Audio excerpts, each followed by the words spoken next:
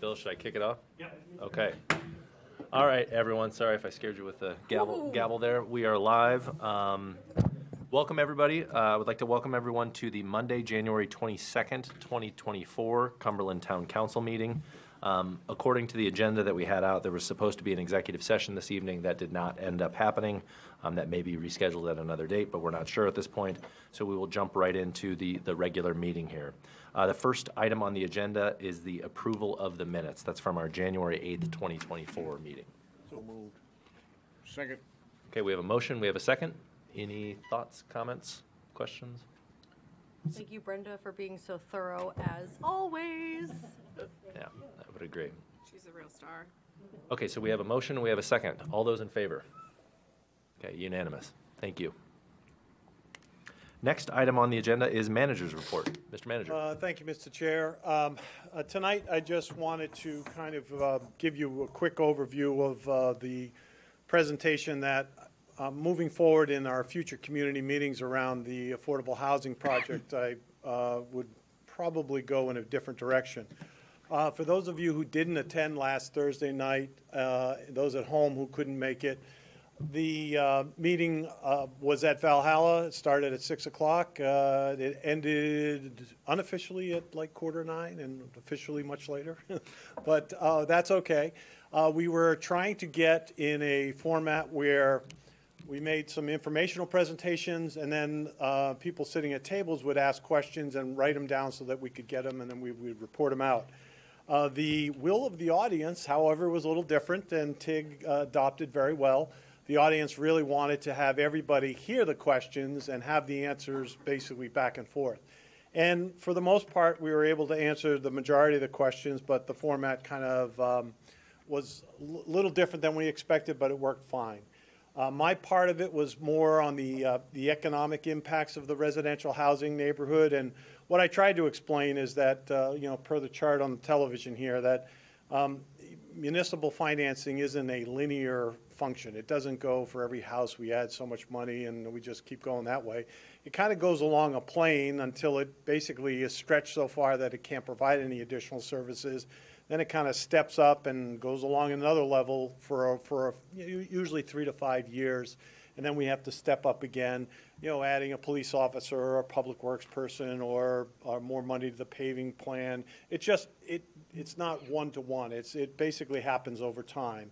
So we discussed that, and then I discussed what the new housing development would be, and the paved roads would be done by the developer, the trash collection would be paid for by the developer, the grounds maintenance, the building maintenance, all of that was under Westbrook Development Corporation.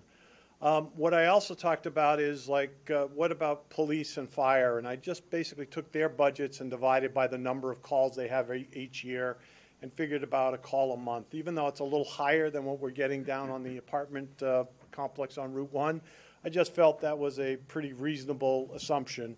And then we all use town roads, so 20% of what we pay in our municipal taxes goes to the general fund. So I said, well, 20% of the $40,000 plus or minus that their annual payment will be to the town is about $8,000. So I came out with a total in this exercise of about a little over $24,000 a year of cost that this development would have.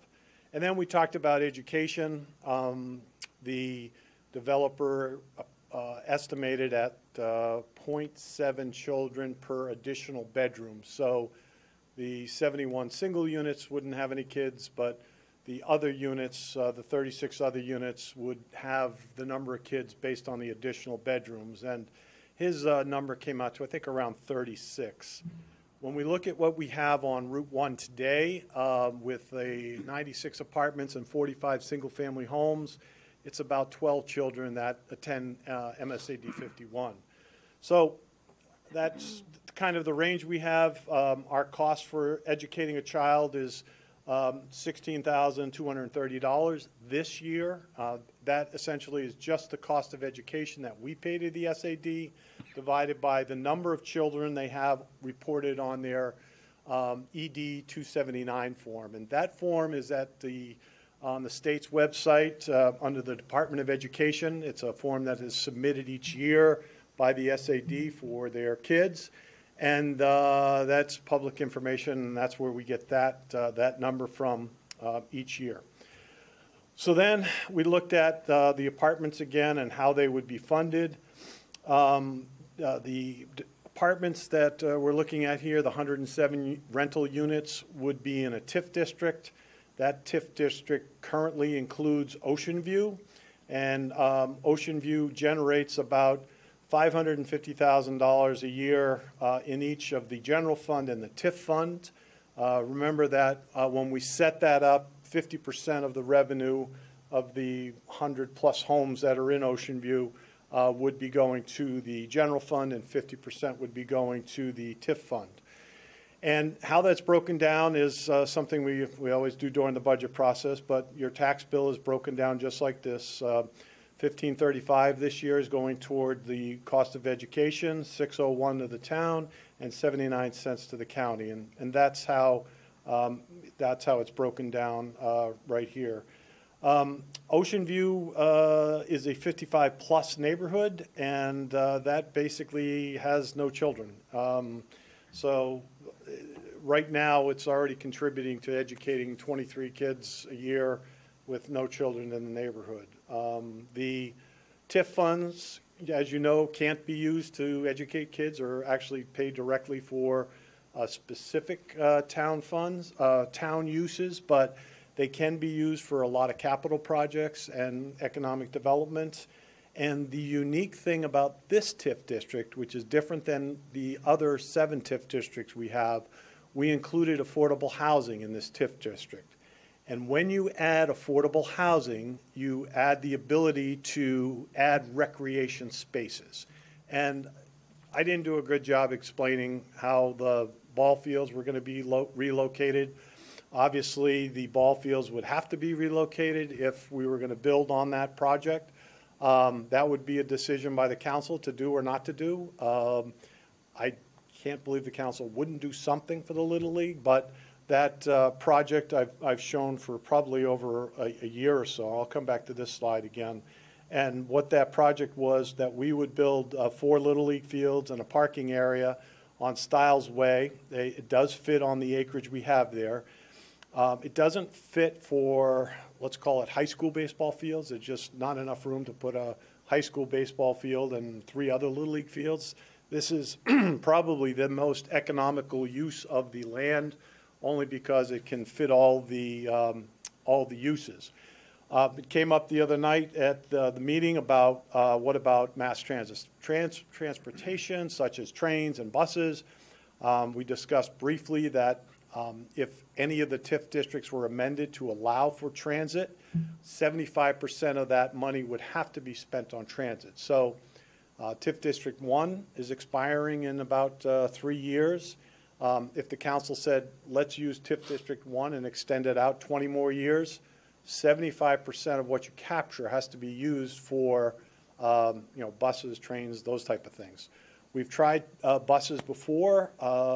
The biggest problem with the buses was just where they wanted to go. It was really just up and down Route 1, and we really wanted them to consider going east-west, where the majority of our population is. So that never worked out. That was probably 15 years ago, 12 years ago. It was a while ago. But, that could happen again, and if we could get them to look at maybe a different type of bus delivery, that might be something we might want to look at in the future. Future councils will have the opportunity to look at that and say, yes, we want to do it, or no, we don't want to do it. If they did it, I would strongly recommend they think about what we did with TIF 8. TIF 8 gives you the ability, you, the council, the ability to throttle how much you take out of the TIF district or how much you leave in. You can do 100% and capture 100% of that money if you wanted to, or you could capture none of it and have it all go to the general fund. And Alyssa Tibbetts, our town attorney, has put that into our TIF 8 agreement, so that can change year to year. So a council isn't hamstrung by saying, oh, it's always 50%. No, it's not. It's really what you decide. And that changes from year to year during the budget process. And we're very fortunate to have Alyssa as our town attorney. She's very good at TIFs. So I'm very confident that we'll work something out, but that's to be determined.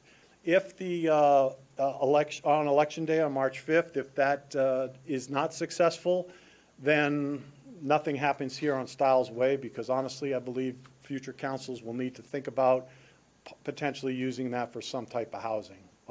And that's, you know, that's the next question after March 5th. We'll just have to see what's next. In no way will the March 5th vote trigger construction this summer.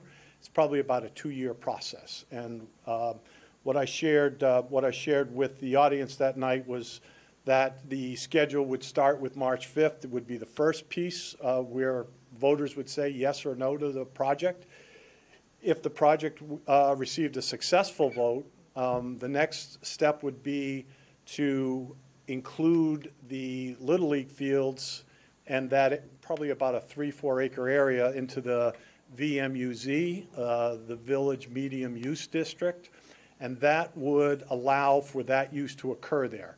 There's no reason to change the district if the vote's not successful. So that would be the next step. The next step, obviously, after that would be the planning board, and the planning board would probably take over the course of most of the summer to get through.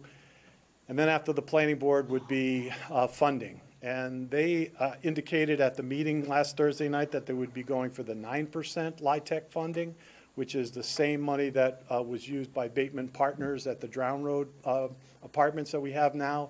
It's the 38 units of senior housing that exist there today.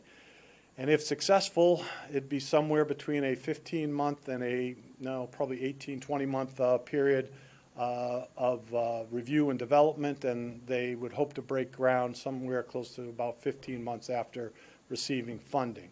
But there is a process that they have to go through. So all the money they're doing right now up until they get a yay or a nay on funding is at their risk. And after that, if they do get approval, that's when the Maine State Housing process begins, because they have to approve drawings, they have to be a partner with them along the way. So there's a lot of work to happen. Just a shorter way to say that is Little League would probably have at least one, if not 2 more summers to use that facility before work would start over there.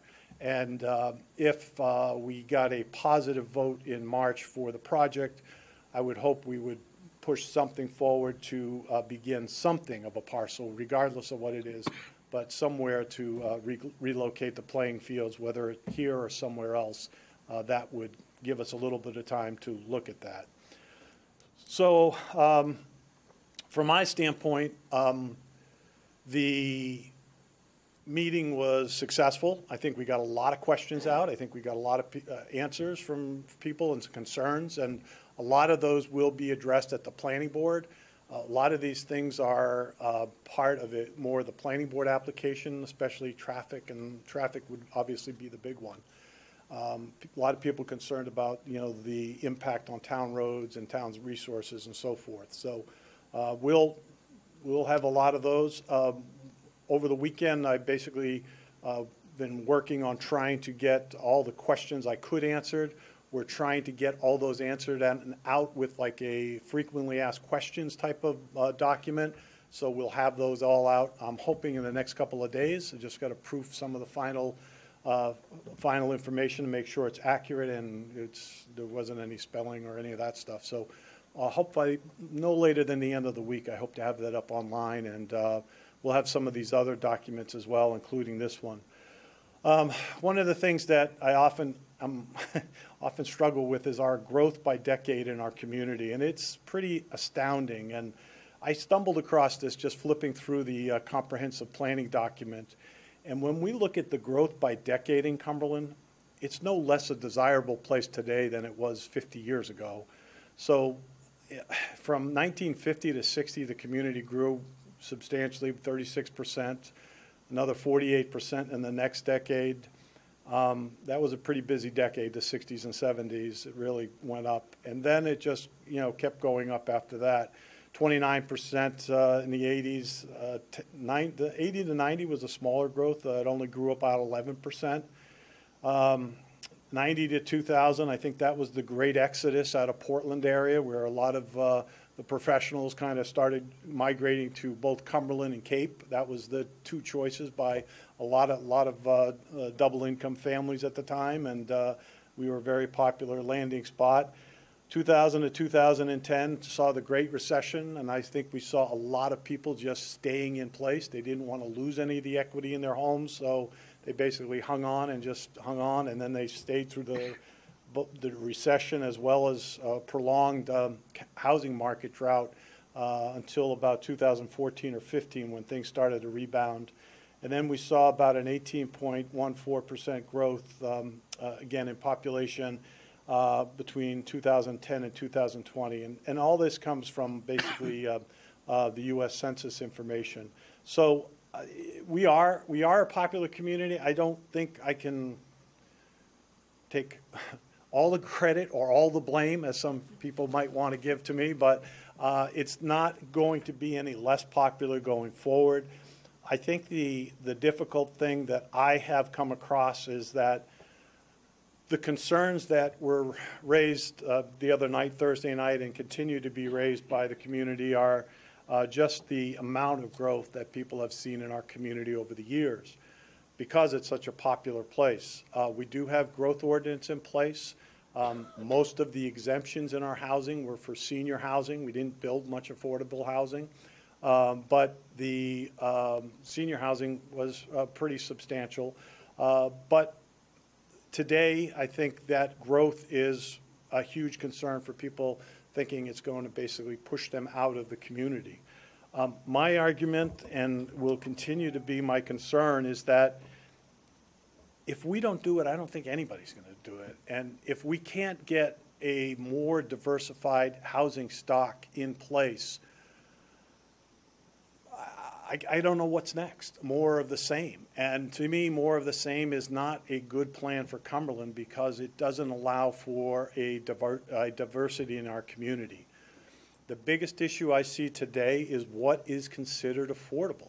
And we don't define that. And the days of $100,000 and $200,000 homes aren't there anymore. I mean, Maine State Housing defines affordable as 120% of the area median income.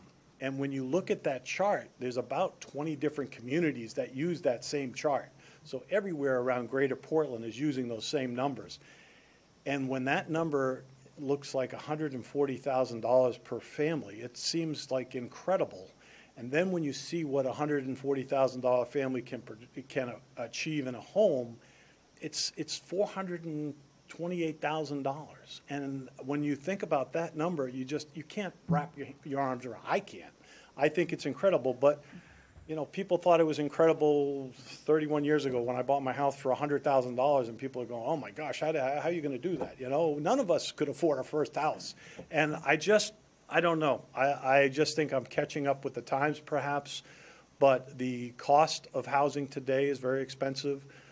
Incomes are much higher than they were 20 years ago, but the problem is that group between the $50,000, $60,000 earner at 60% of AMI and those at 120% of AMI. That's a big gap. And today, the affordable buyer in Cumberland, the gap is $100,000 higher than what they can afford for a home. So this data is just not working to our favor. And for me, I'm hopeful that we can do something. And I think Tyler Nora had said anything is better than nothing, or just continuing along what we've done. And when we interviewed him, even before he submitted the RFP, he said, I'm glad you guys are talking about it. It's a difficult topic. It's difficult for communities to wrestle with, but it's something that unless we do something soon, I'm afraid is not going to change. So for me, I hope we can get people to come to those meetings. We had a great turnout the other night, probably close to 70 people. A lot of people came with really good and thoughtful questions, and I think we got it from both sides. I think we got it from supporters of the project, but also people that are concerned about, where the town is heading, and that's all good. I mean, we're having the conversations, and it's a tough conversation to have, and it isn't easy to explain a lot of the details. I can't explain how you get affordability at $400,000. It just seems surreal to me personally, but that's the hand we're dealt today. It was a different hand 10 years ago, 30 years ago, 50 years ago, but we're not going to be going backwards in time to a time when we could buy $100,000 and $200,000 houses unless it's a very, very different model than we're seeing today. And these apartments that we're building, they're not huge. They're, 600 to 900 square feet. But Westbrook Development is doing it, essentially on their dime. Yes, the land is basically leased to them for $1 a year for the foreseeable future. But that's kind of our contribution, and our contribution is essentially the tax piece of this. And that was a question that also came up during the meeting, where Westbrook Development Corporation is a nonprofit. So how do you secure low-income tax credits if you're a nonprofit? Because we're talking about tax, and typically nonprofits don't pay tax. So for the first 15 years of the project, that would be an LLC that would be connected to Westbrook Development Corp. That would be taxable. So we would negotiate a credit enhancement agreement with them that comes out to somewhere around 80-20, where they would get 80% of the taxable value rebated and we would receive 20%. And that's where the $40,000 number comes from. Then after 15 years, they are allowed to sell it to the Westbrook Development Corp., and that's probably just a paper transaction. And then we could negotiate a payment in lieu of taxes similar to what we did at Drown Road, because that was a nonprofit, and they were able to negotiate essentially for municipal services, and that would continue on with the project. Tyler Norab was asked at that night, how long is this going to stay affordable, which I thought was a really good question. And he basically said for 45 years plus, because once they go through a cycle of the building costs, they'll look at refinancing the debt, which will require them to keep it affordable, and that's kind of how they keep going with this type of project. I think their reputation is solid. I think a lot of the developers that I talked to were very excited that they were involved with the project because they have done some good work. And I think the council has met with Tyler on several occasions. We met with his whole team on one occasion. So I think we're going in the right direction. I truly hope that people can attend these meetings that didn't attend so they can get their questions answered. And I think we'll be putting stuff on the website as well that say, please, if you don't see your question here, let us know and we'll add it to the pile and try to get you an answer as quick as we can. March 5th will be here fairly soon. Absentee ballots will be starting in essentially 2 weeks from today is February 5th, I think. February 5th. So that's coming right up, and we'll have one more meeting before that, but we're hopeful after that if people still have questions, we'll come and reach out, and hopefully we can sit down and answer and have that conversation. But overall, Tig, thank you. Great job. I think you did well. You basically adapted very quickly to a changing crowd, and it was a big crowd to get through as well. So I don't know if we have that up yet, Brenda, on the website, the video. If it's not, it should be fairly soon. So we'll get back to you. All right. Thank you. Thank you, Mr. Manager. As you walk away, maybe we'll just remind folks that those next community meetings are on, I believe, February 1st, and then the last one is on February 29th. So, okay. Any questions for the manager? Yeah, Bill. Yes, please. Bill, what's the acreage that those ball fields will take? Somewhere around 10, Mike. That includes everything. That includes the parking, and that's kind of what's in between the road and almost the borderline of where the railroad tracks are. One of the questions we had is, could we do train service there? I think we could, because we could fit a platform basically behind one of those fields, and it's right next to the parking lot. But that's down the road a little bit, and that could be possible, and that parking lot could get used pretty much year-round. I think we have a easier place to get in and out of than some of the other towns that are looking for platforms, like Yarmouth and Falmouth are both looking to add to their train service in their communities. So Could we move the fields down to Twin Brooks? Yes, you could. I mean, you have a lot of acreage down there. But remember, the Greeley Road side, which would make the most sense, is kind of under a long-term lease, 99-year lease with the SAD. So that front field that was always dedicated for field hockey and that just never got developed by the SAD, maybe they'll do something with their future project, I don't know, but it would have to be on the, most likely on the Tuttle Road side, and I think you know the topography there. I don't know where we would get the 10 acres from, but, you know, we got a lot of acreage, so we Yeah, could make it and the work. project, the Little League fields are important to me, Yeah, I know. but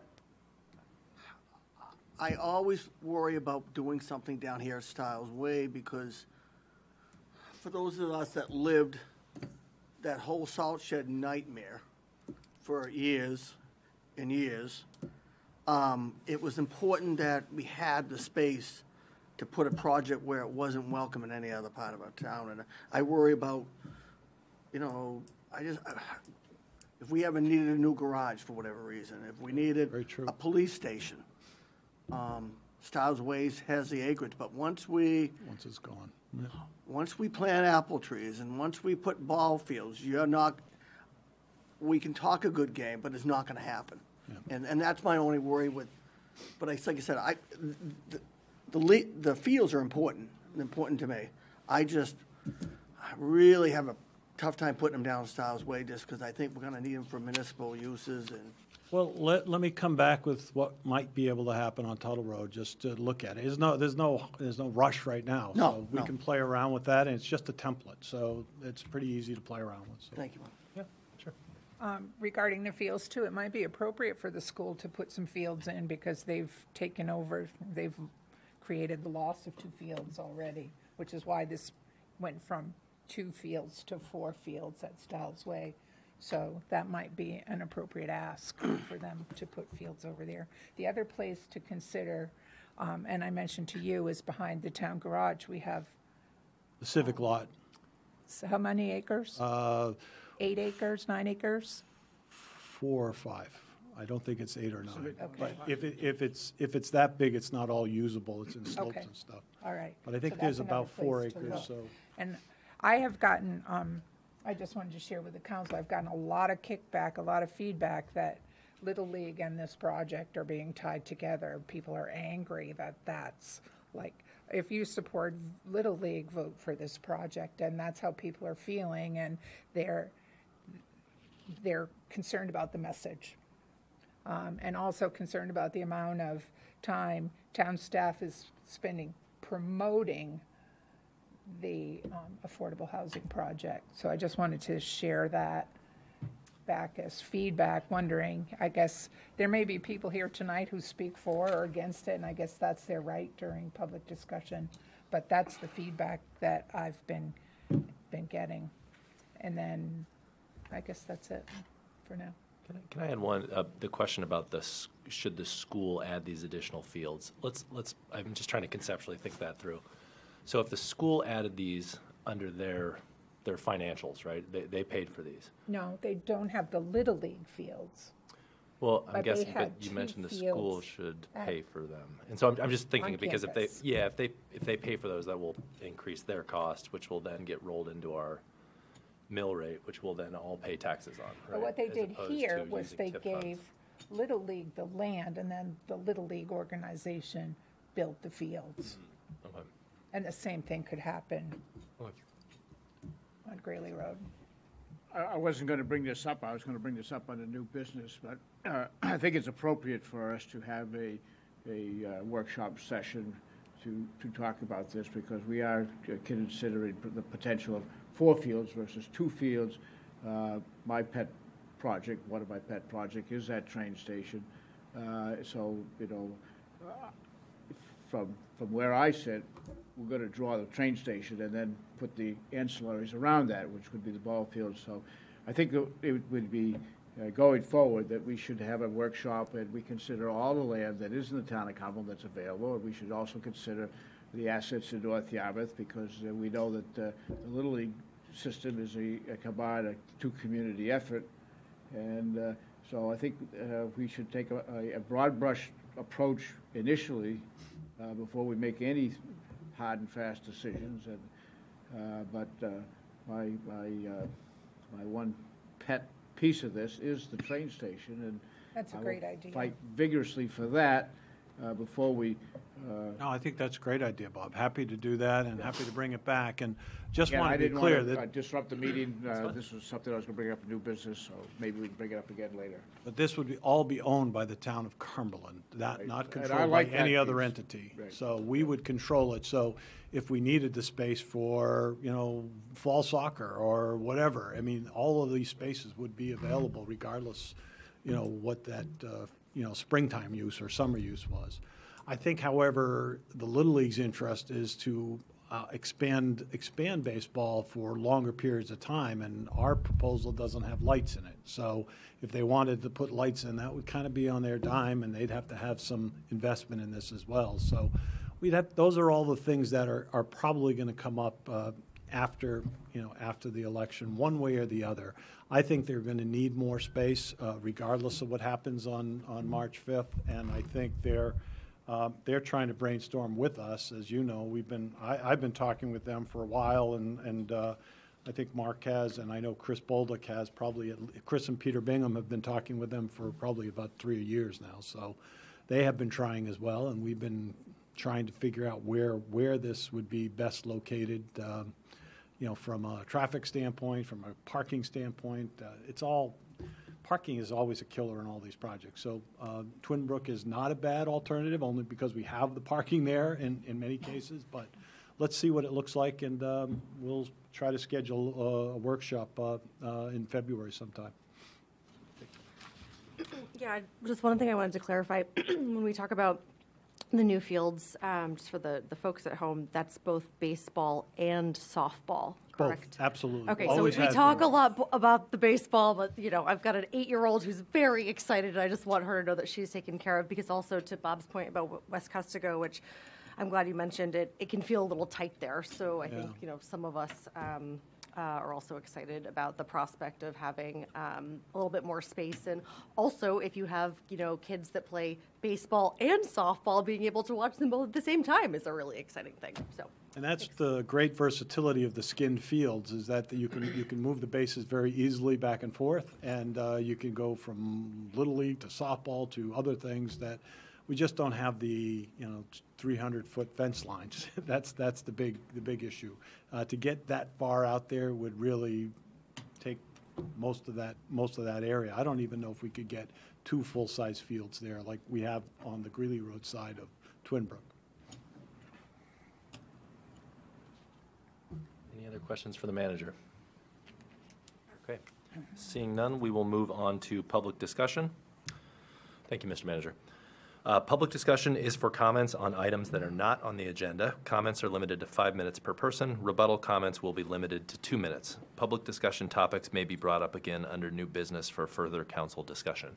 Is there anyone from the public that would like to address the council on an item that's not on the agenda this evening?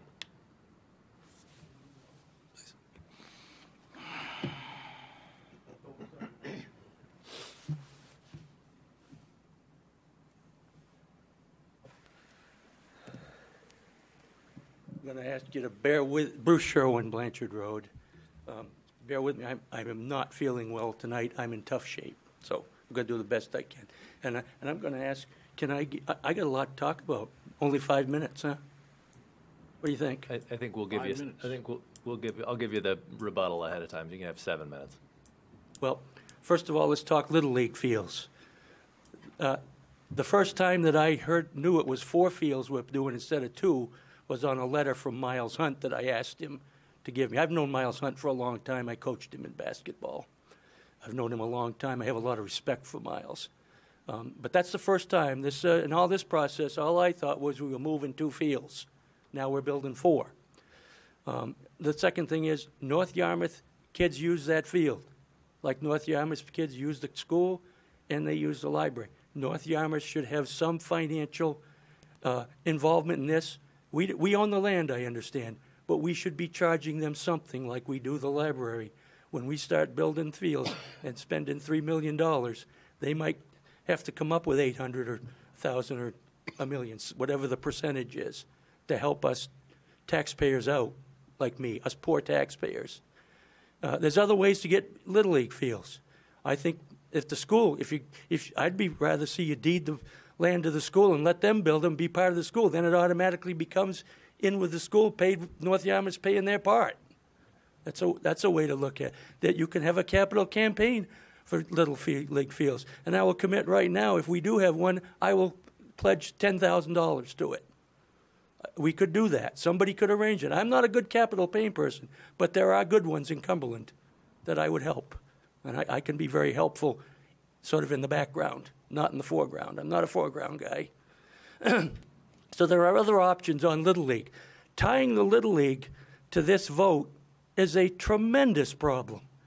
What do you do if you'd want to vote yes on Little League, but not yes on the affordable housing, or vice versa? It's a terrible idea. The Little League should be a separate issue, and should have been solved before we even got to this point, what we were going to do it. Even if we were going to do it with TIF, what North Yarmouth's part would be. What are they going to do? So that we know what that is in factoring our voting decisions. You're not giving us all the information, folks. You got stuff under the table that shouldn't be there. Now let's go on to education. In the report tonight, and in the one that I found on the website today, all it talks about is the 12 that are down on Route 1 in the 96 apartments, I think it is, and 45 homes. That's irrelevant. That's not a kid's area. There's nothing down there for kids. We're trying to get families in this affordable housing. Affordable housing should be aimed at families. We're aiming this one at some. There are going to be kids in this thing. There are going to be people that think this is affordable. They're going to have 1, 2, and 3 kids. My way of looking at it is you could have 0, or there's 51 rooms. I'm thinking we got between 0 and 51 somewhere. Mr. Shane, the developer says 36 is their estimate. Mr. Shane came up with 23. Those are both between 0 and 51, but they're not mentioned in this report. Us taxpayers are left to figure out the cost on our own. We got to figure out how many we think it is times the rate that it is. That's not being upfront with taxpayers.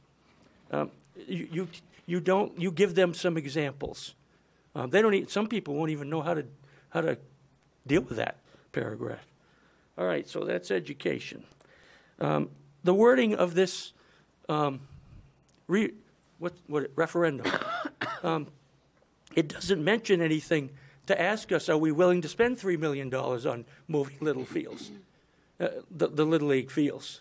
It doesn't mention anything about that. And I think it doesn't mention anything about, are we willing to give up land, town land, that's owned by taxpayers? There's no mention of that. This referendum wording is scary. It's just like in my opinion, the whatever you call that, the plan, comprehensive plan. The wording on that's probably the same way. Where everybody's in favor of affordable housing, but you really got to ask, are you willing to pay for it? You're not asking the questions right.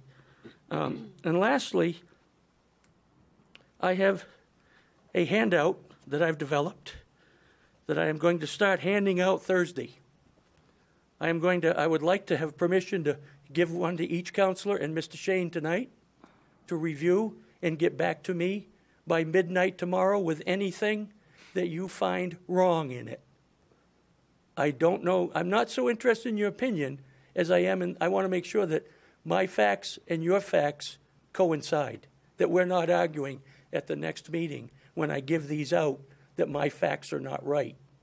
So I want to know if you disagree with any facts I have in this handout. Wednesday night, I'm going to the Cumberland North Yarmouth taxpayers meeting, and I am going to present it to them and see if they have any thoughts about it or if they want to put their name on it. Yep. There's a few extras. I'd like them back, okay? I'd like the extras back. I'm going to ask this, if possible, for us, between us that are here that I'm giving it to. Make sure every counselor is listening here, please. This is important. That this be confidential between us, between now and Thursday, so that no misinformation from this sheet gets out if I change it based on something you folks tell me. And I'm going to tell the taxpayers the same thing.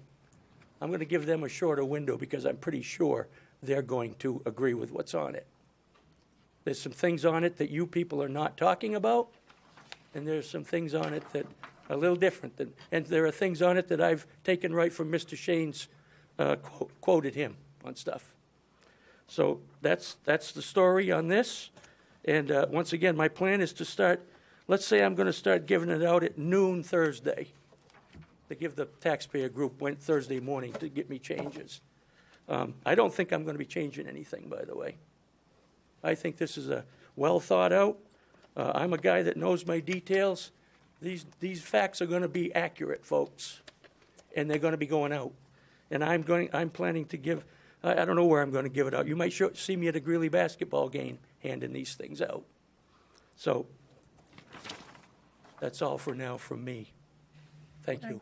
Any questions? Yeah, sorry, quick question. Is the Cumberland North Yarmouth taxpayer group open to the public, or is it just closed? I don't know. Not yet. I've only been as of guest so far. Yeah, I'm me not a too. member. How do you get invited to that? They are planning a forum soon, like Excuse between me. now and the referendum. Struggling here.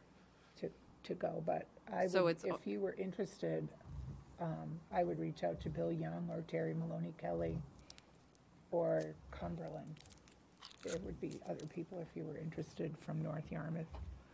Great. Thank you, Mr. Sherman. Hope you get to feeling better. But just to re-emphasize it, I'm asking for confidentiality till Thursday at noon. I believe this is a public hearing that's being recorded, so Yep. it's difficult to ensure something like Well, I that. didn't get an agreement back on it. Thank you. Appreciate it. I Hope you get to just feeling wanted better. to say, I don't think that we can legally say it's confidential because it's part of this meeting. But I will give you my word that I won't share it before Thursday. And I think I'm willing to do that. Then after that, when it's out, you won't give it out. Okay, is there anyone else from the public that would like to address the council? Okay, seeing none, we will move on to legislation and policy.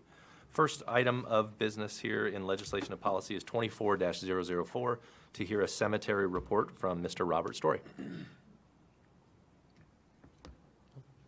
Yes, That's you. please, yes. Thank you.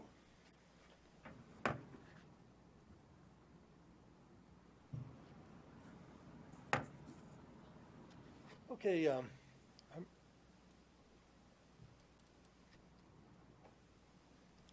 I'm Robert Story, President of the Cumberland Cemetery Association, and I have a brief presentation for you tonight. And let me quit out of this first. And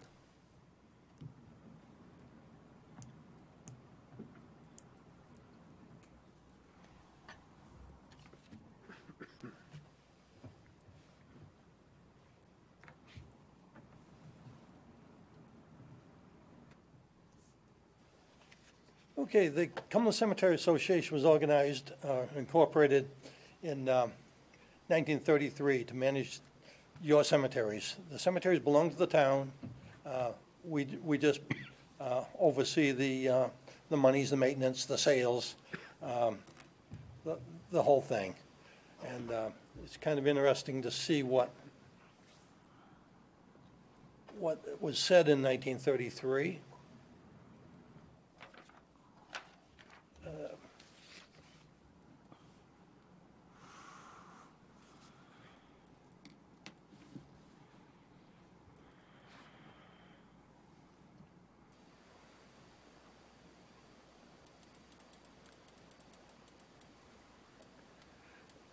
Nothing's worse than people watching you while you're trying to get something set up. Pardon me? Can I get an amen? Am I being picked on?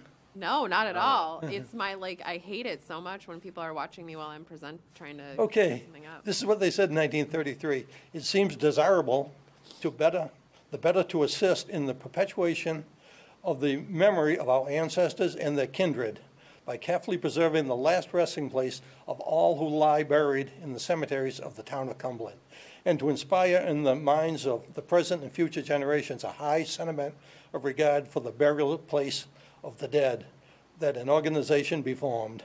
So that's how we got here. It's not exactly how we talk today, I don't think, but that was pretty good. And so anyhow, like I said, I'm president. I'm not a young guy. I'm turning 77 right off real soon, and I think it's time we start thinking about a replacement for Robert. And when I took over about 25 years ago, 24 years ago, the cemetery was on the verge of collapse. The association was. To make a long story short, we're underfunded. For 3 years, the next 3 years, we struggled to get money to mow the grass. Then along came Bill Shane. We sat down with Bill and showed him the numbers, and he said, we can't do this for what you're doing it for. And so over the years, Bill has helped us get the funding up to the correct level. So now we're okay financially. We're computerized. Our maps, we have good maps. We have a good assistant here. I have a good helper in the town office here with Jen Doughton. I prepare the deeds. She prints them, takes them down the bill. He signs them, puts a nice gold seal on them, and she calls the people and collects the money. And then the money, 3 months later, the money all goes into our bank account. And so anyhow, we have a system. Bill helped put this all in place. And so like I said, it'd be good if I could help the next person get up and running here, because the associations, it's not just mowing the grass anymore. It's it's the maps, the lot sales, the IRS piece, the whole thing. And okay.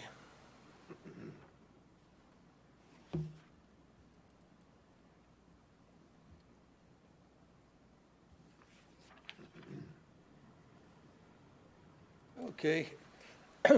We have 6 cemeteries in the town, and these nice signs, Bill was instrumental in helping get signs in all the cemeteries as well. They're not going anywhere.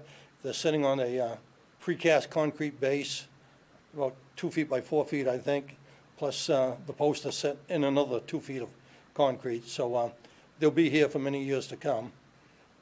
Forside is, we have lots of space in Forside. We sell quite a few lots. We have maybe a few hundred spaces available for sale right now, all mapped. Then we have probably another acre of woods that's unmapped and uncleared. So Forside is good for many hundreds of years right now at the rate we're selling. Next one is Congregational. You all know what Congregational is right here. And the last burial in Congregational was 1965. So that's closed to burials and sales. Moss Side, you all know where Moss Side is. We have this front is all mapped, ready, available for sales when we decide we want to sell way out front here. Plenty of lots in the old section available, plus several acres of woods in back that goes out to goes down to Prince Street and I don't know the side street. Bill probably knows. So anyhow, we have a couple acres of land at least at Moss Side. Universalist on Morrison's Hill behind the church. We have spaces for sale. We haven't had a sale or a burial in over 20 years.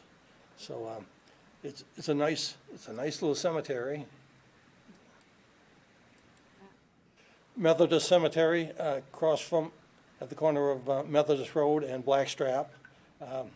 Plenty of spaces available for sale, plus probably an acre of woods outside the fences as well.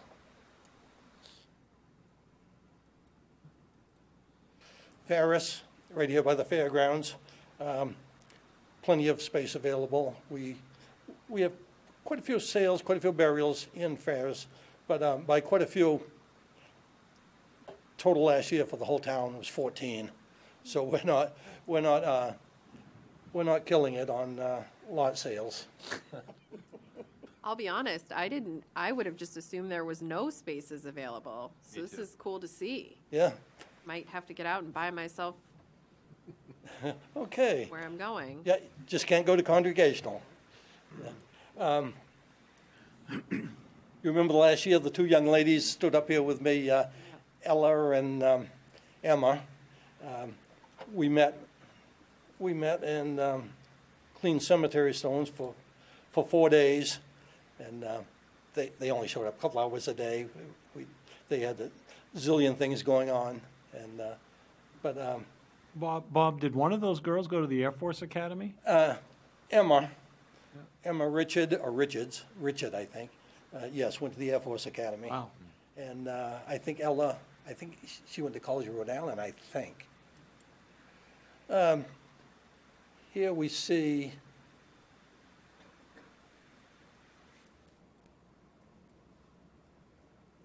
there's a husband and wife. The veteran is on the left here. You can see what it looked like after his stone was clean. We probably should have cleaned the wife's stone too, but she should have been listed. But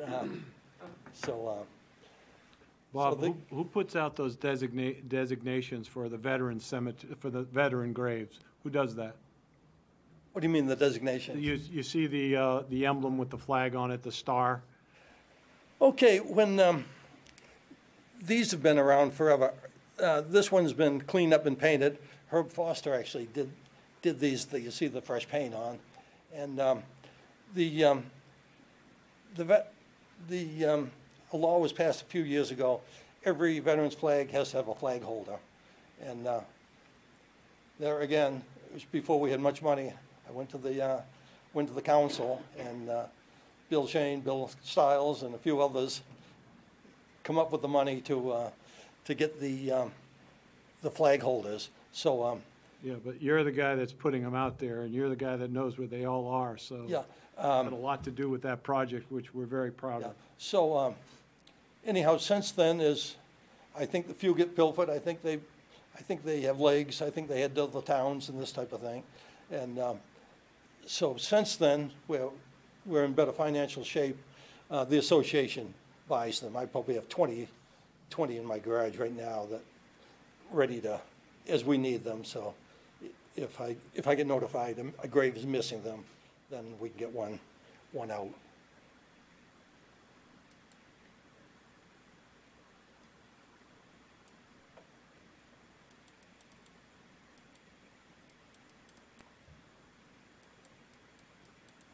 Oh, Bill, what do I do? Are you stuck? Click. Click on the picture over on the left. There we go.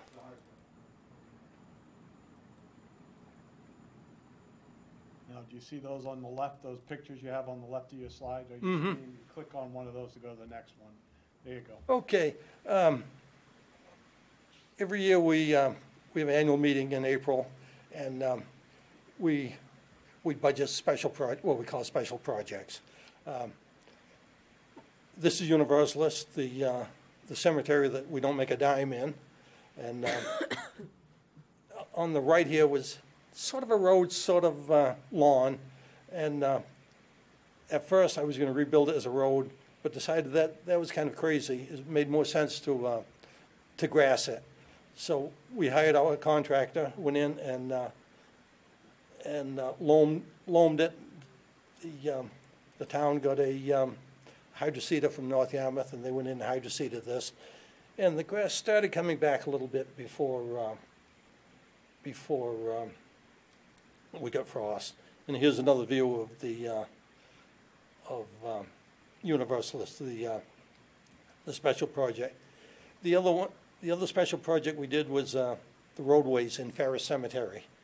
See, here's the westerly side, here's the easterly side, loops around, and down here is the end of the cemetery. So the roads come out really nice. Another special project we had lined up for the year was turf restoration in Methodist, and that never happened. It never happened the year before either, for various reasons. Last year, the rain. The contractor, every spare minute he had to mow grass. He didn't have time to come in and do turf restoration in Methodist Cemetery, and on top of that, the loam was so darn wet, you couldn't work it by hand anyway, and this was all in amongst the gravestones. Then, a month or two ago, I was watching your council meeting, and Bob Vale brought up, like, see some trees planted in Congregational. There was a big spruce tree out there, I'll show you in a minute, that had been cut down, and kind of opened the view up to the cemetery here, nothing in it. So what I wanted to do was plant 2 maple trees, 2 pin oaks, and 2 American chestnut. And so anyhow, we got the 2 maples, we got the 2 pin oaks, and the American chestnut, for you familiar with it, is at a huge setback in the program to restore American chestnuts. At their experimental station, apparently, where they thought they had one variety of this American chestnut growing, it was the wrong one. They genetically altered it. So I don't know how long it's going to take to bring up the correct one where it's actually producing seeds. And so the American chestnut program has been set back for years and years and years now. So the American chestnut was probably 150, 200 years ago, was the predominant tree from Maine to Georgia. They estimate they lost 4 billion American chestnuts due to a blight that came into New York City from Asia. And they say these trees grew as much as 130 feet high and 10 feet across the trunk. And so it was a huge, huge loss. And they called them the East Coast redwood. They were so huge and massive. And it was also described as the perfect tree. Provided food, shelter, firewood, you name it. The tree, everything you wanted a tree for, the American chestnut had. So I was hoping to be on the ground floor and getting American chestnuts reestablished in Cumberland. Then come to find out if I find one, it's going to die anyway. so no American chestnuts yet.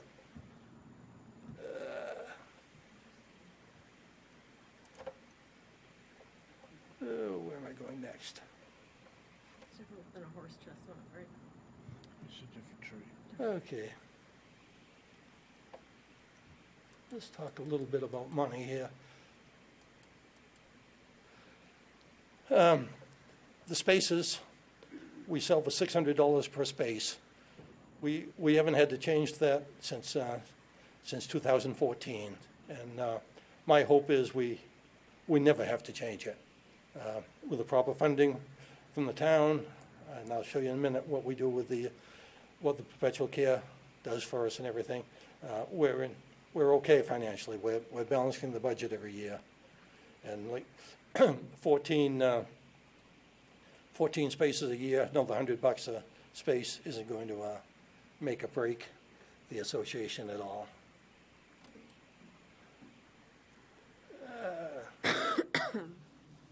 Let me show, if I can find it.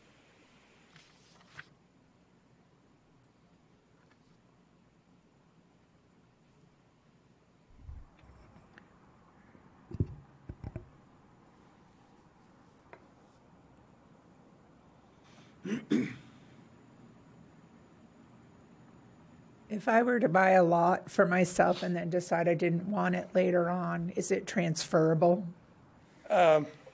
Transferable, yes. Yeah, it's a $25 fee to transfer it. We won't buy them back. But if you buy one, decide you don't want it, it can be transferred. And we produce a new deed. And here's what I wanted. No, I asked it, he didn't prompt me to ask the question, but we had someone who had 2 lots and didn't want them any longer. Really? So we don't refund, right? We don't. So we may have a couple of like paupers' graves. Is that what you decided to do with them? What graves were those? You said you had 2 graves and the people didn't want them anymore? Oh, yeah, yes. Yeah, So they wanted to donate them? he did. He actually had his parents were in them, cremated, and he had the cremains removed and taken to the family plot in New Hampshire or Massachusetts. And he wanted Donate them. to give them to us and, or give them to somebody. It's a, So you're kind of holding them onto them for like, well, not many people know it, but you guys own about 40 spaces. I only know because you told me on the Yeah, phone. you own about but- 40 spaces in Moss Side that the town of Cumberland But originally had something future a, councils may want to know for, yeah, know. the town of Cumberland originally had 48 spaces, and you have in excess of 40 left. That if you have a cause you want to donate a space, you can. The tree that was cut down in Congregational that prompted the planting of trees was this thing. And if we had a ugly tree contest, I'd nominate this one. And Hey, Bob, leave this picture up because years ago, less than 10 years ago, I think it was, when you brought that crew in to use ground penetrating radar to find the graves along basically that sidewalk. The only reason we were able to rebuild that sidewalk is because Bob brought a crew in, and some of those graves are unmarked. And how old is this cemetery? Long time, yeah, 200 plus years almost. early 1800s, so 200 plus. So Bob brought in a crew, and they found the edges of the graves very close to the sidewalk, not in the sidewalk, but had we not done that, it would have been impossible to figure out where we could put the sidewalk. So Bob was ahead of his time with technology, that's for sure. So. Yeah, can I stop for a minute, Bill, and you give us an update on the granite around So the cemetery? this is Bob's project, and we'll meet with his approval, I hope. We talked about always replacing that fence, and that fence has been, it really is just really 2 steel pipes and a chain between it. It is nothing really fancy, and this is such a important cemetery for the town of Cumberland. So Bob has tried for years to find craftsmen that could build all kinds of different things, from walls to iron wrought fences to everything. And then, and the costs were just prohibitive. So what we asked is, well, what else could we do perhaps with this sidewalk project? And Bob came up with the idea, what if we put basically a granite curb, one of those bigger granite curbs that were sticking out of the ground, and line the entire cemetery and remove that. And I thought that was a phenomenal idea. So this spring, in the next few months, we'll be, I think all the granite now is on Stiles Way. We'll be bringing that granite up, and the crew will be starting right at that post and all the way around the corner, lining the cemetery with a granite curbing that'll be somewhere about 12 or 14 inches out of the ground, just to kind of delineate and act as a fence, because nobody's really being restricted from going in the cemetery with these hanging chains. And it just, I don't know, it always looked odd to me for a cemetery as old as this is. So thanks to Bob, we got the curbing in as part of the project, and it was 50 cents off, 50 cents on the dollar off. So Bob, thanks again for that idea. I thought it was an awesome idea. And like areas you see like this, Yep. that'll all be sidewalk. It'll be a nice wide sidewalk. It Yeah. won't be such a narrow sidewalk. And I don't know what you're doing around this light post here, Bill. I'm going to put that in the cemetery, I think, so.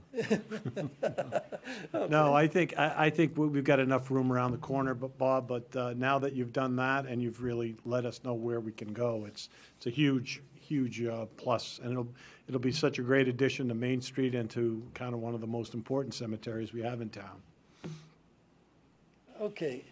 One thing I forgot to mention on special projects, in addition to these projects I've shown you, Jim Howe had to come in and remove a huge maple tree out of Congregational Cemetery.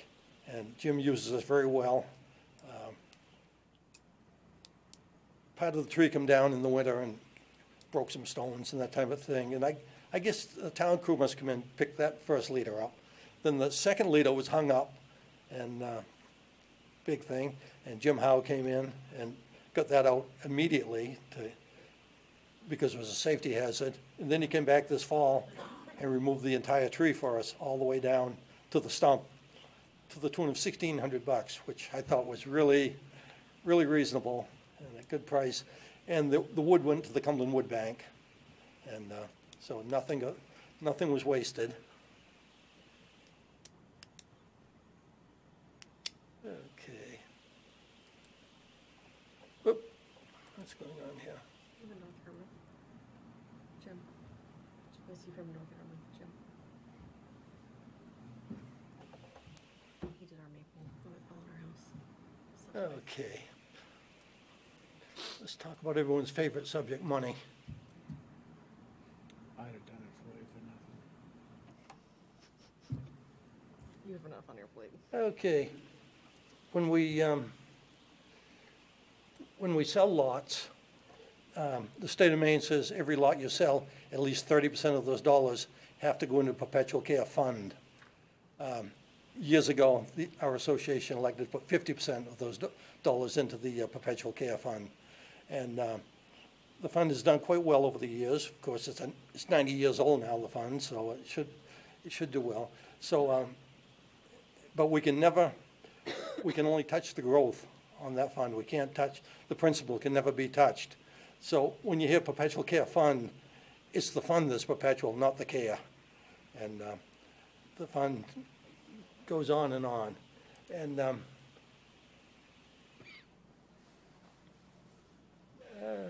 let's jump right to here.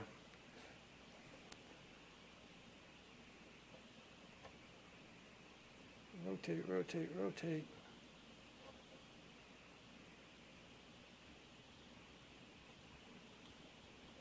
I think it's down in the bottom right-hand corner.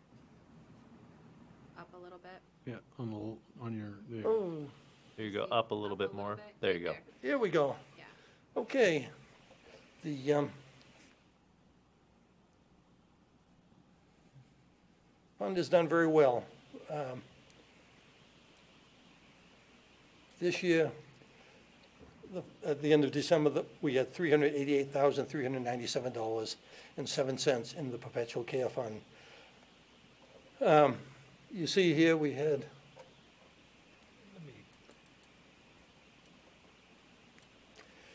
you can see here we had $8,600 come out of the fund last year. That's, I'll explain this in a minute. Part of this was management fees, but part of it came back to the operating side of the house for us. And so we had, even after we took money out and rolled it to operating and paid the maintenance fee for the account, the fund gained $47,000, which was really a good year.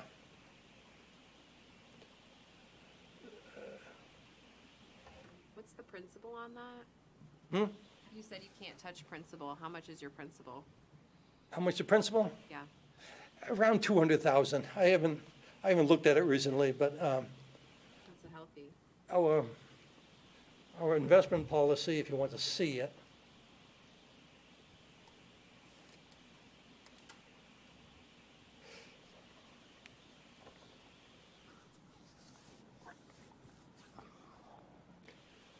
What we do, the annual designated fund payout shall be calculated as follows. The payout will be 3% of the rolling 3-year average of the market value of the fund the last day of December. So, this number will go into number you just saw. The 388,000 will figure into next year's payout, and.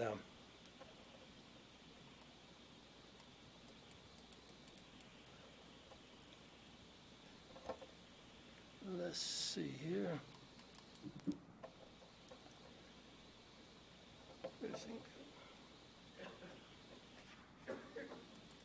Let me click on this while I'm thinking where I want to go next. And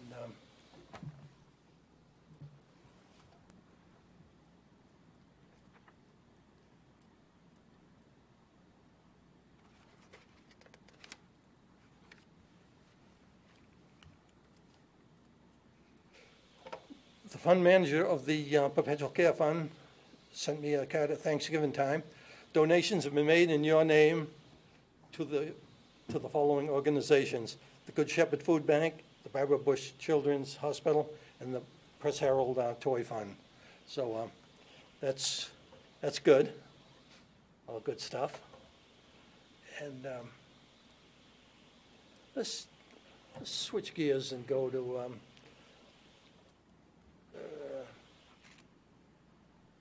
if there's any more questions, we'll come back to them in a second.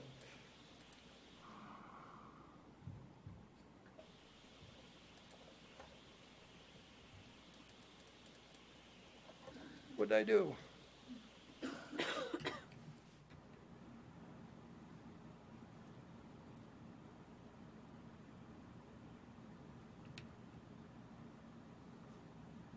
Does anybody know?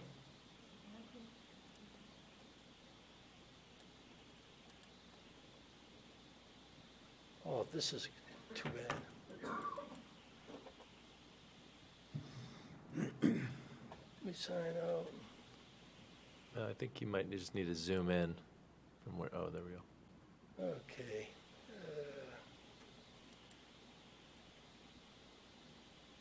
Looks like a blank document. Any ideas, Bill? I don't know what you're looking at there, Bob, so, I'm- oh, you had something there. If you pull that down a little bit, look like you got a few pages in that document. Okay. And then there's should be a plus there. That'll make Yeah. it bigger. There you go. Okay. A few years ago, I told Thomas Bennett, and if you ever tell Thomas Bennett you want to do something, you better be serious, because it's going to get done. And I told him I'd like to do genealogy of the occupants of Cumberland cemeteries. And if you ever want to look this up, go into Digital Maine, Cumberland Books, just Google it, and then you can move, then you can come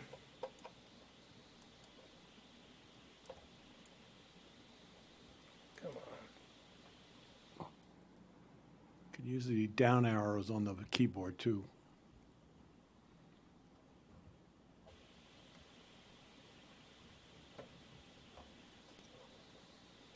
Okay. Let me go here.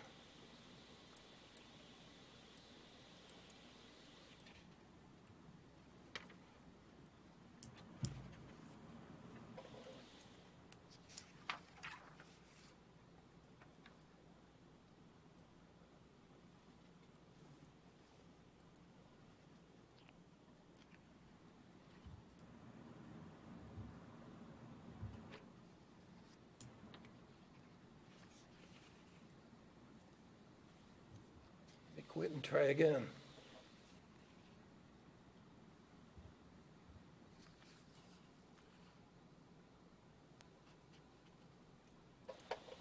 Oh, boy, I don't know what I've done.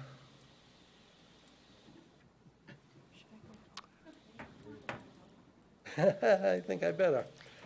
Bill, do you want to jump up there? All right, I knew help would come to my rescue.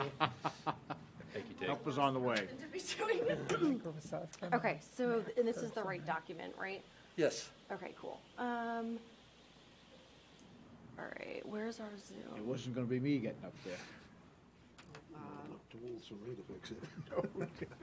I was planning 10 minutes. Oh, no, you're good. Well, while you guys are doing that, I do want to thank Peter McKenna, too, because Peter and Bob worked very closely on that investment policy for years. Peter, longtime Cumberland resident, he was kind of the architect between, for a lot of our financial investments with the cemetery. Select. Because they're a 501c3 or one of the numbers and letters, they are not under the same obligation as the town is for investments. the And internet. They've done a very good job in securing their money, protecting it, and growing that fund. It's the only way we were Digital able to Maine. do all the projects Bob has listed today, which has been fantastic. Cumberland Books. One of the bigger projects he has forgotten to mention is the Pontum project, which Bob has basically personally entered into a database system that has every single grave in the town of Cumberland. Took years to do. Bob has been working on that. He's the one that updates it.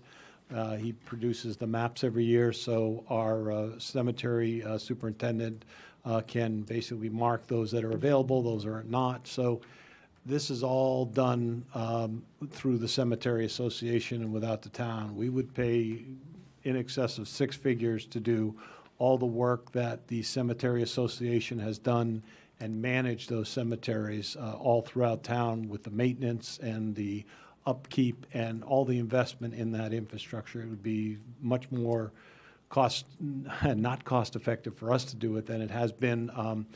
Chris Stilkey, who has been maintaining them, well, for as long as I've been here and probably before that. So Chris has done a great job, and it's been fun to watch him and Bob work together in keeping our cemeteries to a level of, that I think we as a community can be proud of. Tough summer this past summer with all the rain days we had. It was tough to mow, and Chris and his crew did the best they could to keep up with it. But hopefully we'll get a summer that it doesn't rain for 40 days and 40 nights like it did last summer. So I'm very, very impressed with Bob's team and the whole Cemetery Association, and what they've done for this community is just huge. And they're in the background. They're the ones that get the pat on the back occasionally by those who know, but many people don't see how any of this stuff happens. And he and his team have done a great job for our community. So thank you, Bob. Recently One fun organization I learned about from talking about ancestry and stuff with Uncle Robert is, it's called Find a Grave. And you can go on Find a Grave. Like if you knew you had relatives in Fort Kent or something and you knew their name, you could say so-and-so in Fort Kent in such and such a cemetery, and a volunteer would go and maybe take a picture of that headstone or that grave site in that city. And they're all over the country. Yeah, I notify I notify a friend that Find a Grave every year of all of It our, won't, of our burials. it won't at all. Like, She'll so go you on the can't computer even and she look at- updates look Find a at, Grave. like, it won't She even comes give to you our cemetery, options she for, photographs all the stones and new engravings, that type of thing. Bill, is this supposed to be disconnected from I the thought he internet? had his initial documents he was pulling from on a thumb drive or something to that effect. So is there a reason we're troubleshooting for internet connectivity when the documents are available on a thumb drive? The next thing, I was gonna take you to the internet, and Okay. the thing that I wasn't able to show you on the thumb drive for some reason. The document on the thumb drive isn't working, but it's available on. Online. Online. Okay. Yes. See anything on that screen ever again. So Bob, you could have been helpful here. Recently, we put a notice on, in the town crier that we needed a treasurer, and a lady did come forward, and as well as her, my friend Stacy Daigle came forward, wants to become a trustee, so she's promises me she's gonna do all kinds of great things for us. Thanks, Stacy. Are you going to take any questions from us, Bob? Let me tell you about this thing with Tom Bennett. So, It might be a while. so We're Our internet restarting, but connection. it might be a minute, yeah. All right, let's see if we can. Let's see Oh, we have internet. We have internet. Okay. Would you just remind me, sir, as to. Digital Maine. Digital Maine, okay. Cumberland Books. Okay. Yeah, it's great. Is this it? Give it a try. Okay, scroll down. Yeah, keep going. Oh, Click on this one. sorry, I'm not very good at following instructions. Keep going down. Click on this one. This one. Yeah. Okay. Download file. Download full, okay. Just here for, just keep it kosher. Almost there, almost there. Yes! All right. There you are, sir. Good. Nice job. So anyhow, this is a, Round of applause for the lady. anyhow, this is a searchable PDF here. I'm putting somebody's name I know here. Story. Why? And,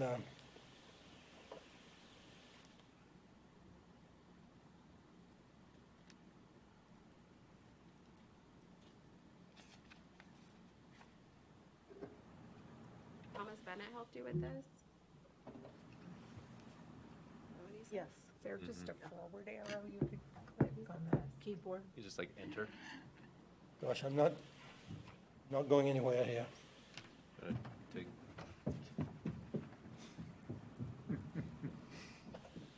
Okay, I want to do a search. I put my name. Shows how agile we are. Let's try this.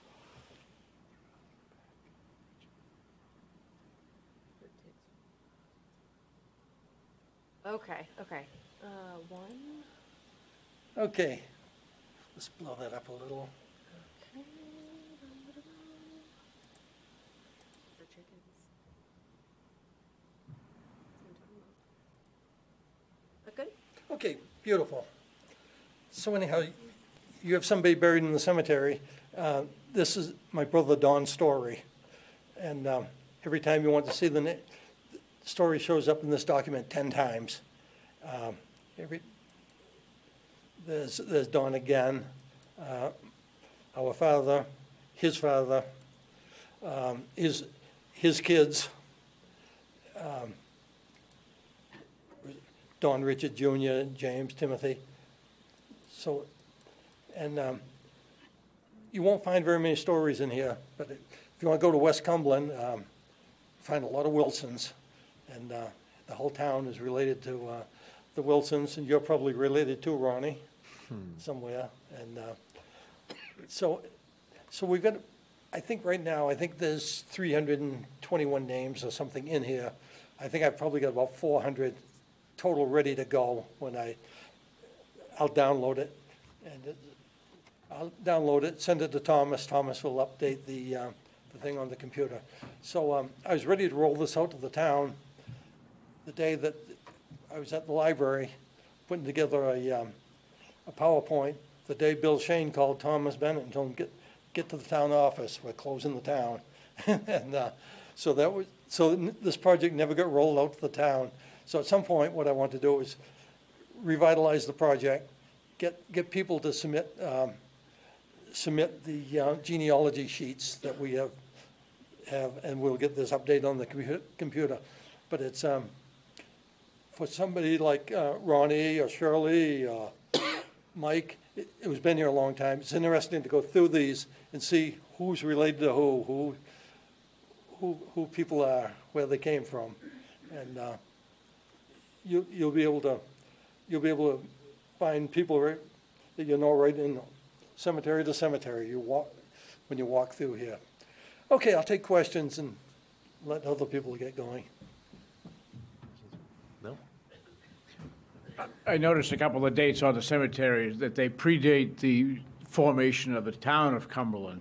And, well, I was doing a little bit of research on my own about veterans in Cumberland, and basically I started in 1821.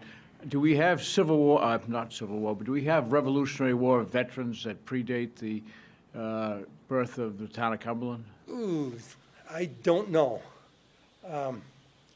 I can look.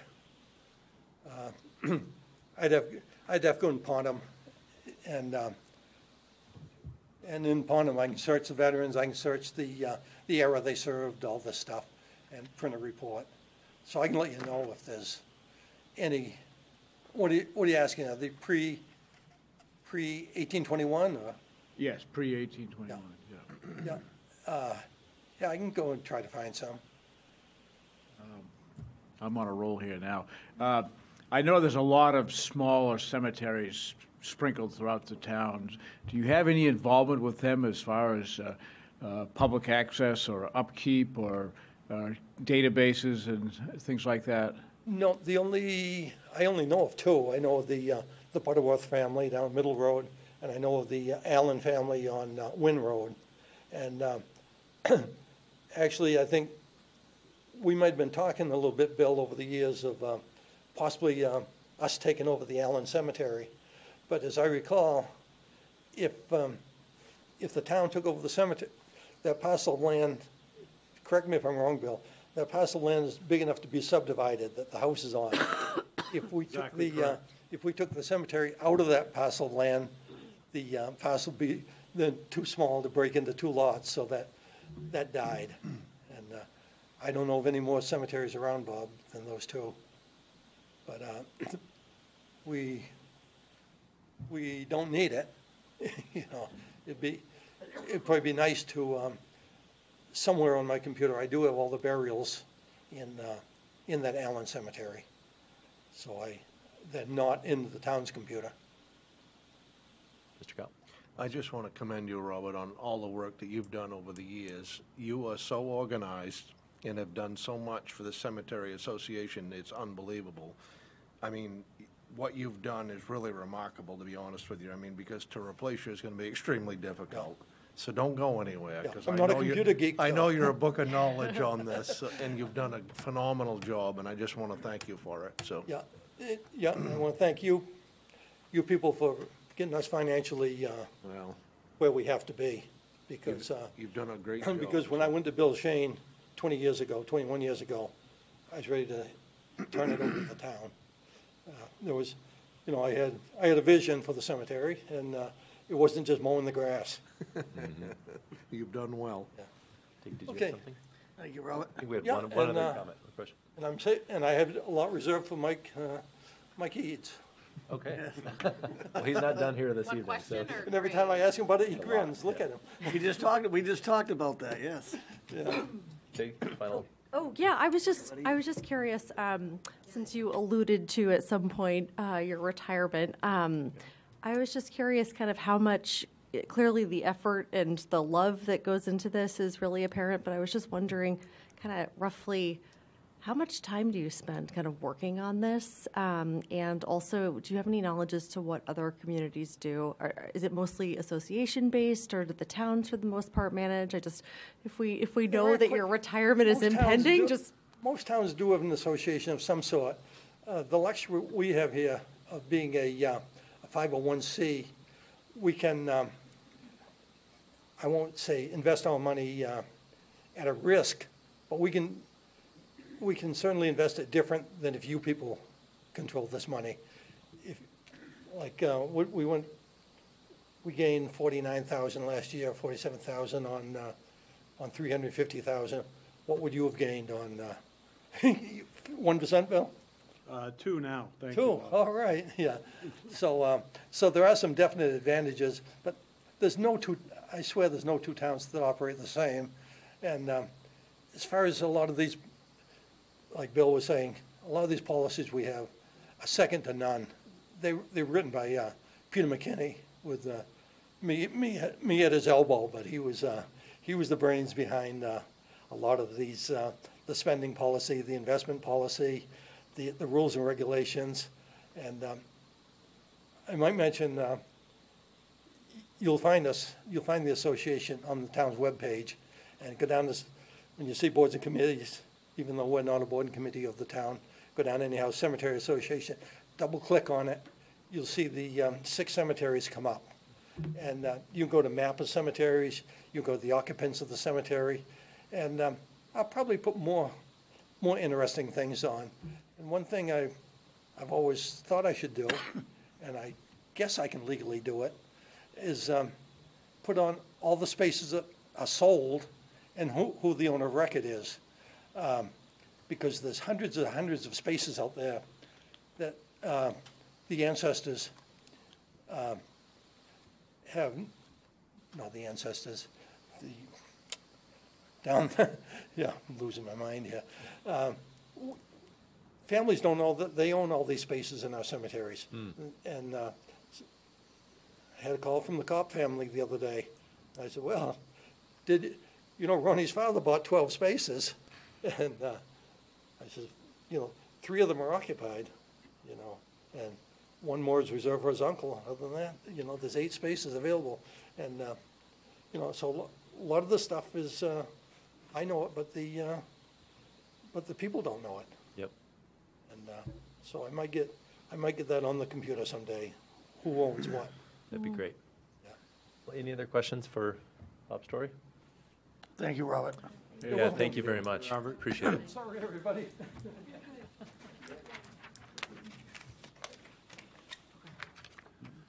Okay, thank you again. Next on the agenda is 24-005 to hear an update from the Lands and Conservation Commission. I believe Mr. John Jensenius is coming up and Mr. Mike Schwint, who has been waiting patiently in the back since, I believe, 6:30. They're always on time. Yep.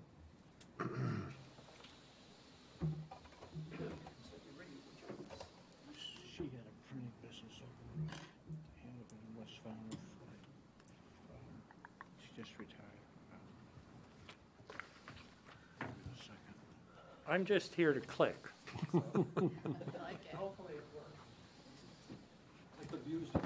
was gonna say, next time bring your own clicker. A long time ago, I learned to defer to experts. John's my expert. So, thank you. Good evening, Mr. Chairman, members of the Town Council. I'm Mike Schwint, the Chair of your Lands and Conservation Commission. Thanks for the opportunity to provide an update on what the Commission and its very active subcommittees have been doing this past year, as well as help us decide what we're going to be doing in the next fiscal year. First of all, we appreciate the financial support you have provided for the past 2 years. In fairness to Chris and other town managers, whenever we needed anything before, we would purchase it and the bill would magically be paid. Well, it worked well for us. It didn't work so well for them because sometimes you probably find out that money that they were planning to use for other projects, we'd already spent for them. But again, we thank them for that. We continue to enjoy community support in that people volunteer to serve on and actively do the work of the various subcommittees. Right now, we have a combined volunteer base of 32 people, of which a number serve on more than one committee and subcommittee, and we're still looking for a few good volunteers to fill out the invasive subcommittee. And so we grow. The Commission continues to both manage its responsibilities under the ordinance as well as to maintain the 3 gardens that we have. When we listen to what LCCs and other towns are doing, it's easy to appreciate the support we receive from our town council and the Cumberland citizens because we're able to cover broader subjects than our contemporaries. And we still have a ways to go before we fully cover our responsibilities under the ordinance. And that's not to say that what these other towns are doing is bad, quite the contrary. They're very innovative because many of them don't have much for resources.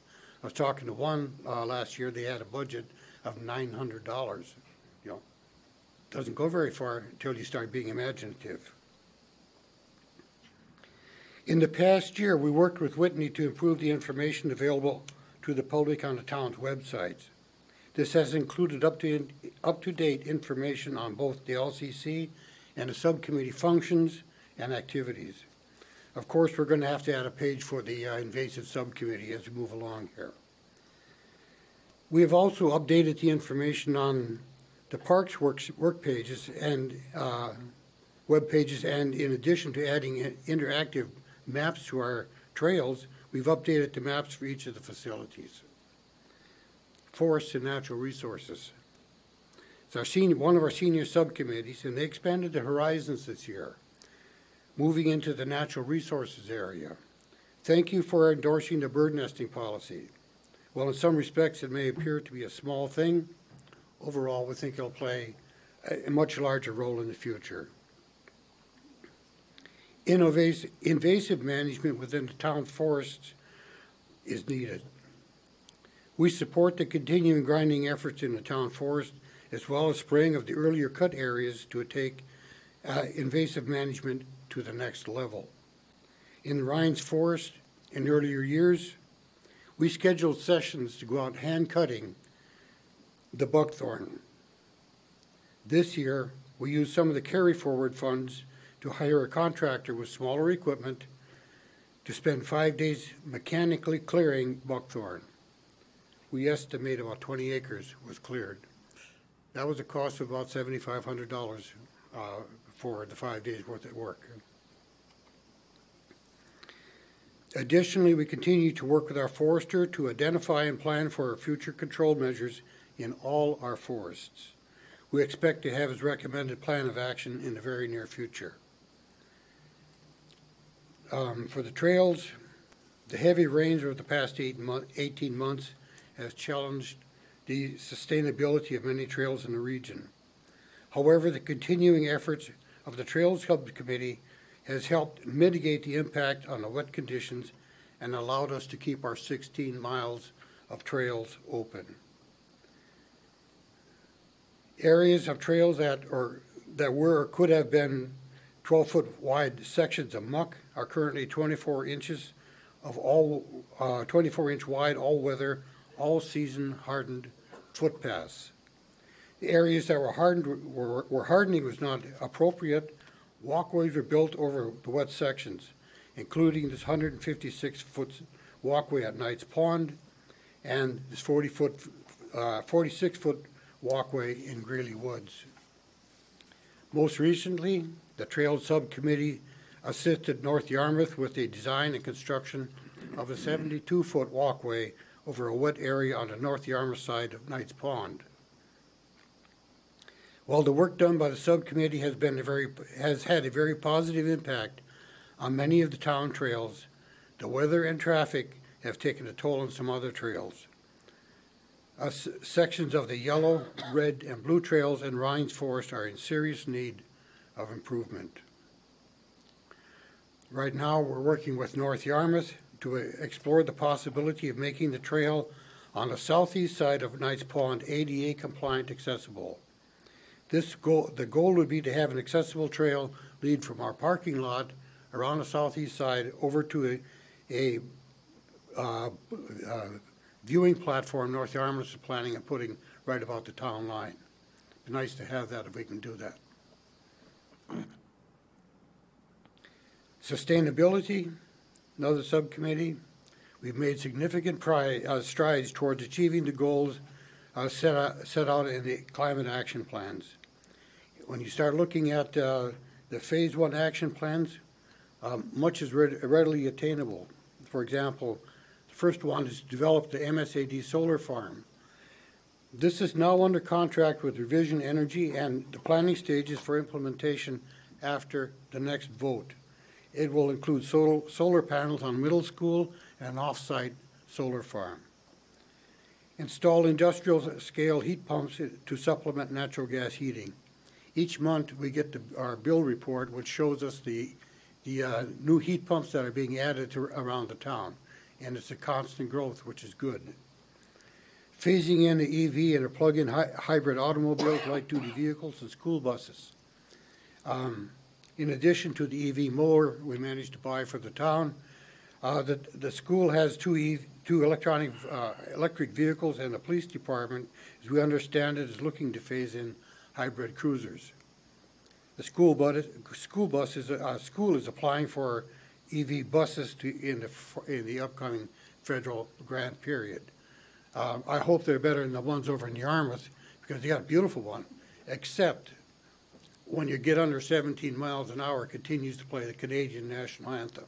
It's a great anthem, but after a few miles of that, it probably gets on the nerves.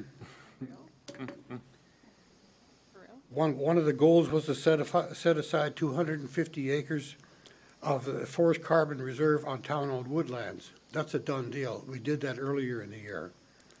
Design and build new public buildings to zero carbon standard. Well, we're hoping that happens as part of the new school if and when it is built. Make 5 to 10 acre parcels of town-owned land available to one or more market gardeners. We haven't got to that one yet. We still need to identify the land as well as the gardeners. And then engage the school districts in climate action plan integration into the K-12 curricula. That's an ongoing activity. The invasive subcommittee was just created a couple months ago. Earlier, I mentioned the work forest, working with our forester, is doing to manage invasives in our woodlands. Unfortunately, the invasives in our town are not limited to those areas. By taking a short drive down our streets, one can readily identify an unfortunate number of invasives: knotweed, purple loosestrife, bittersweet, honeysuckle, Canadian thistle, buckthorn, Rosa rugosa, and the list continues.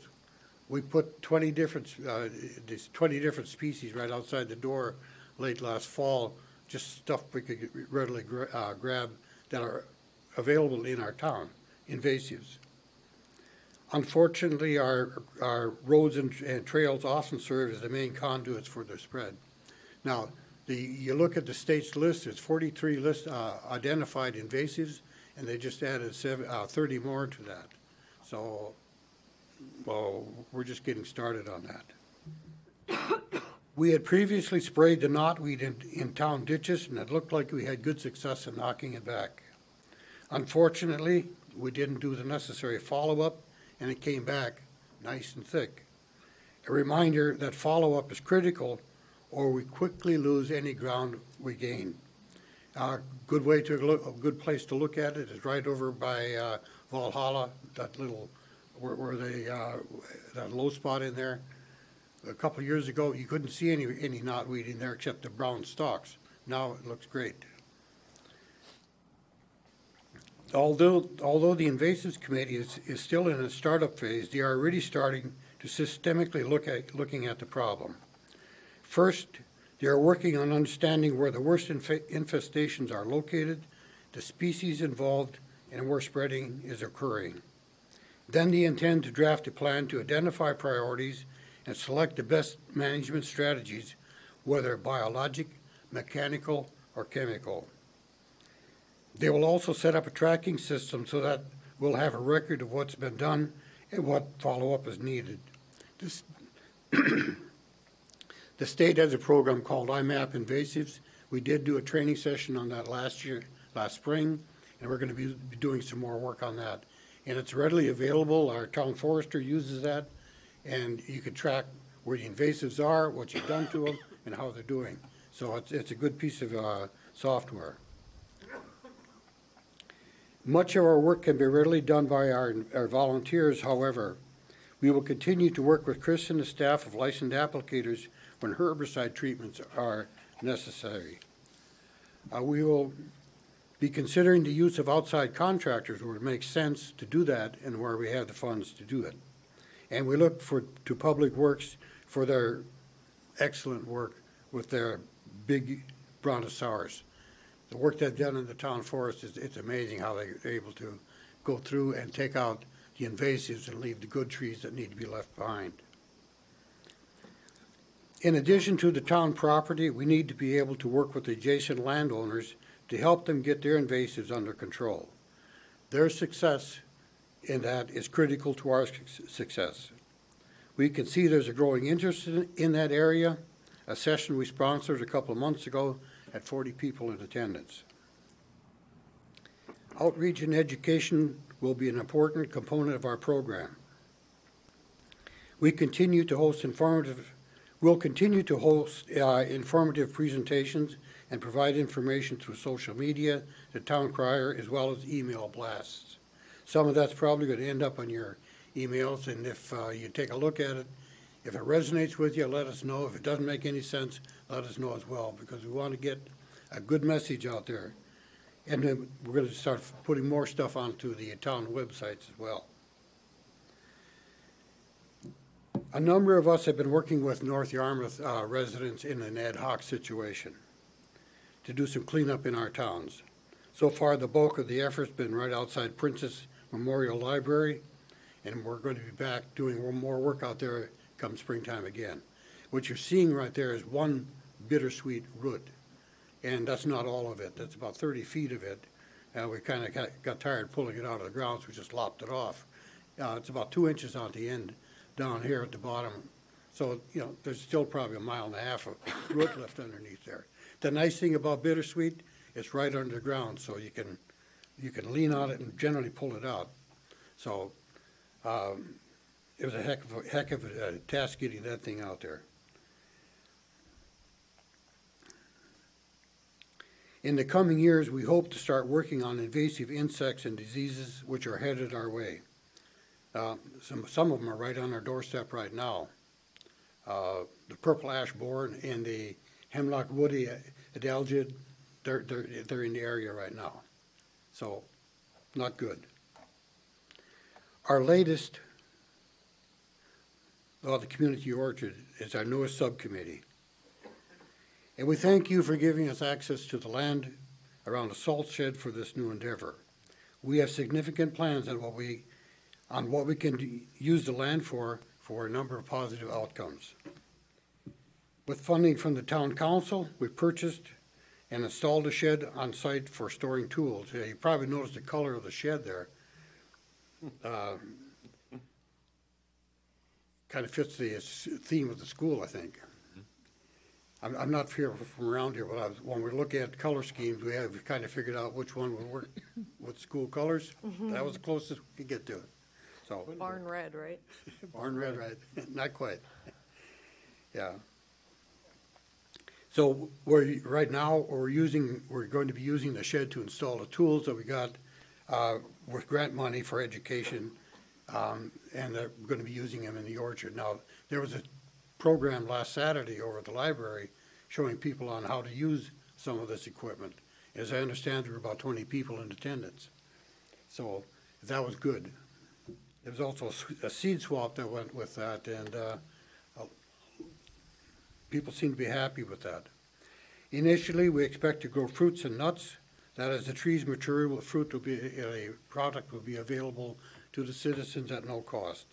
To that end, we've ordered a bunch of trees. We've got 10 apple, 10 pear, cherry, and plum, 3 quince, 6 peach, 5 American chestnuts, 5 cinquapin chestnuts, and mulberries. So we've got 64 trees on order. Delivery date is expected to be April 28th. So we're looking for something planned with Cinco de Mayo at this point.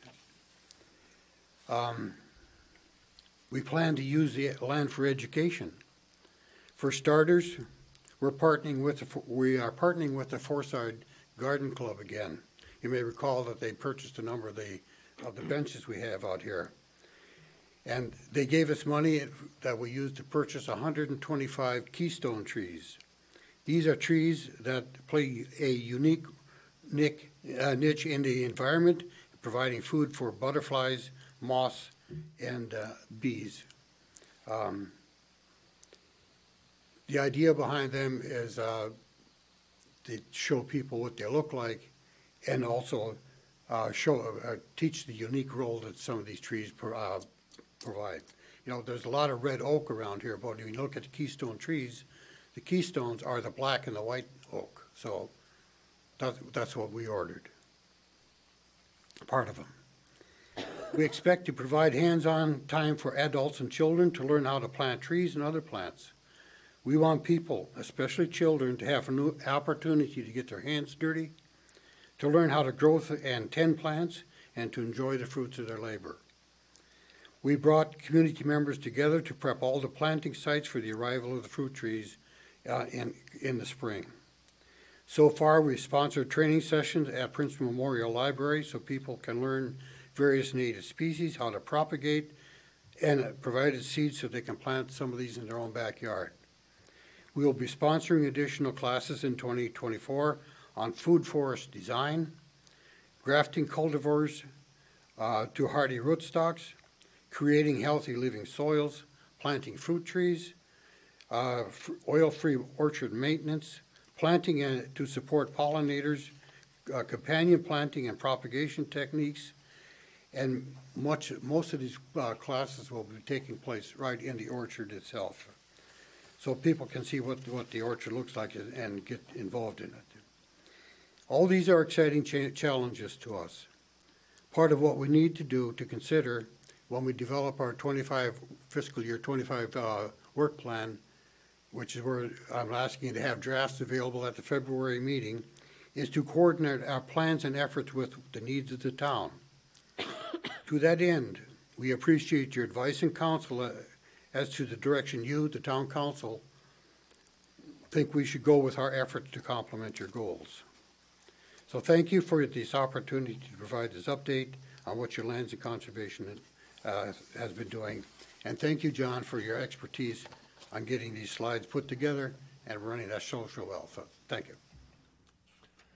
Yeah, thank you very much, Mike. Any questions for Mike to start up? First, I just wanted to say thank you to Mike for being here tonight. John, Denny Gallaudet, Ellen Hoffman, Dave Cowan, Jesse Lamar Vincent, and Gordon Lichter, who are the subcommittee heads, just for the amazing body of work that you guys have put in or continue to put in. I'm really excited about kind of the work plans that we've discussed, as well as kind of the progress that's been done. I'm very passionate about ripping out Bittersweet, so I would encourage anyone in the community who's interested in getting involved in the invasive subcommittee to reach out to Dave Cowan, right, directly. Yes. And he needs some volunteers, is that right? Pardon? Does he need some volunteers? Well, we're looking for a few more people to be on the subcommittee. We have a couple, but we can have probably add 3, 4 more without any trouble. And then my question was, because we heard earlier that the American chestnut was not faring so well, and you guys have some, so I was just curious what your experience is with the American chestnut versus the sad story we heard a little bit earlier. It's unfortunate. They will grow, but eventually the fungus does get to them. There are, if you look around, there are a few mature American chestnuts. There's one down that I know about in Falmouth. There's another one over in Yarmouth. I got 2 small ones growing in my backyard. You can buy them. You can buy the plants right now. I also have some other chestnuts from seeds that I started, about 6 of them that are growing in my backyard right now. So maybe we can find a place for them over here. These are Chinese, and the tree they come from, it's a beautiful tree. It's about I know it was mature in 1940, and it's been dropping seeds ever since then. And they live a long time, and they're beautiful trees. And so it's unfortunate that the American chestnuts had the setback. I was waiting for a chance to glom onto a couple of them myself, see if we could put some in the town forest, because obviously it's missing. It's a native tree, and I'd like to get some more of the native trees in there if I could. But yeah, well, when the time comes, we'll be right in line, I promise. Please. Do bittersweet roots ever die? Here's my question, because I live near 295, and everyone knows that 295 from here to Brunswick is just loaded with bittersweet. And so I'm out there every spring cutting it back to ground level, keeping it off. I have huge veins of it hanging off trees. So I keep cutting it back because now I know what it is. But I'm hoping eventually the roots will die, but no. I don't know if they ever die. They just seem to be like Lazarus coming back from the dead, but they're easy to pull out. That's the only good thing about it there. Well, not when it's among other roots. Yeah, I hear you. Get them off. All right, just curious. Good question. Mike, obviously Tig and I are a little spoiled being able to spend time with you and John and everybody else from the LCC every month, so we get a chance to see all the stuff you're working on. But I really appreciate you coming and doing such a great update. The slides were fantastic. I think Bob's got a... Yes, please. When people bring invasives into the brush facility, and then it goes into compost, do the seeds die, or do they get transplanted back in somebody's yard again? That's an ongoing discussion point. As far as I understand it, the compost gets hot enough to kill it, but I would just as soon it not go in there. I've talked to, Chris and I have had a couple moments of discussion about maybe having a separate place when people bring invasives in there, we could dump it onto a certain pile all by itself, and then come a point maybe where they get burned, or when the town is when that company comes up to bring up to clean out the big pile, and it's going to the incinerator, we throw them in at that point rather than mix it in with the other other stuff. So that's an option. We just haven't got it solved yet. So it's a good point. Thank you. Mike, can you tell me what you and John do in your spare time?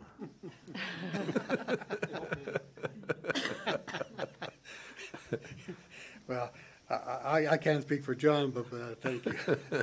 It's a full-time job some days. Thank you it's for labor all of you, love. thank you both for all you do. I mean, I know it's tedious work, so.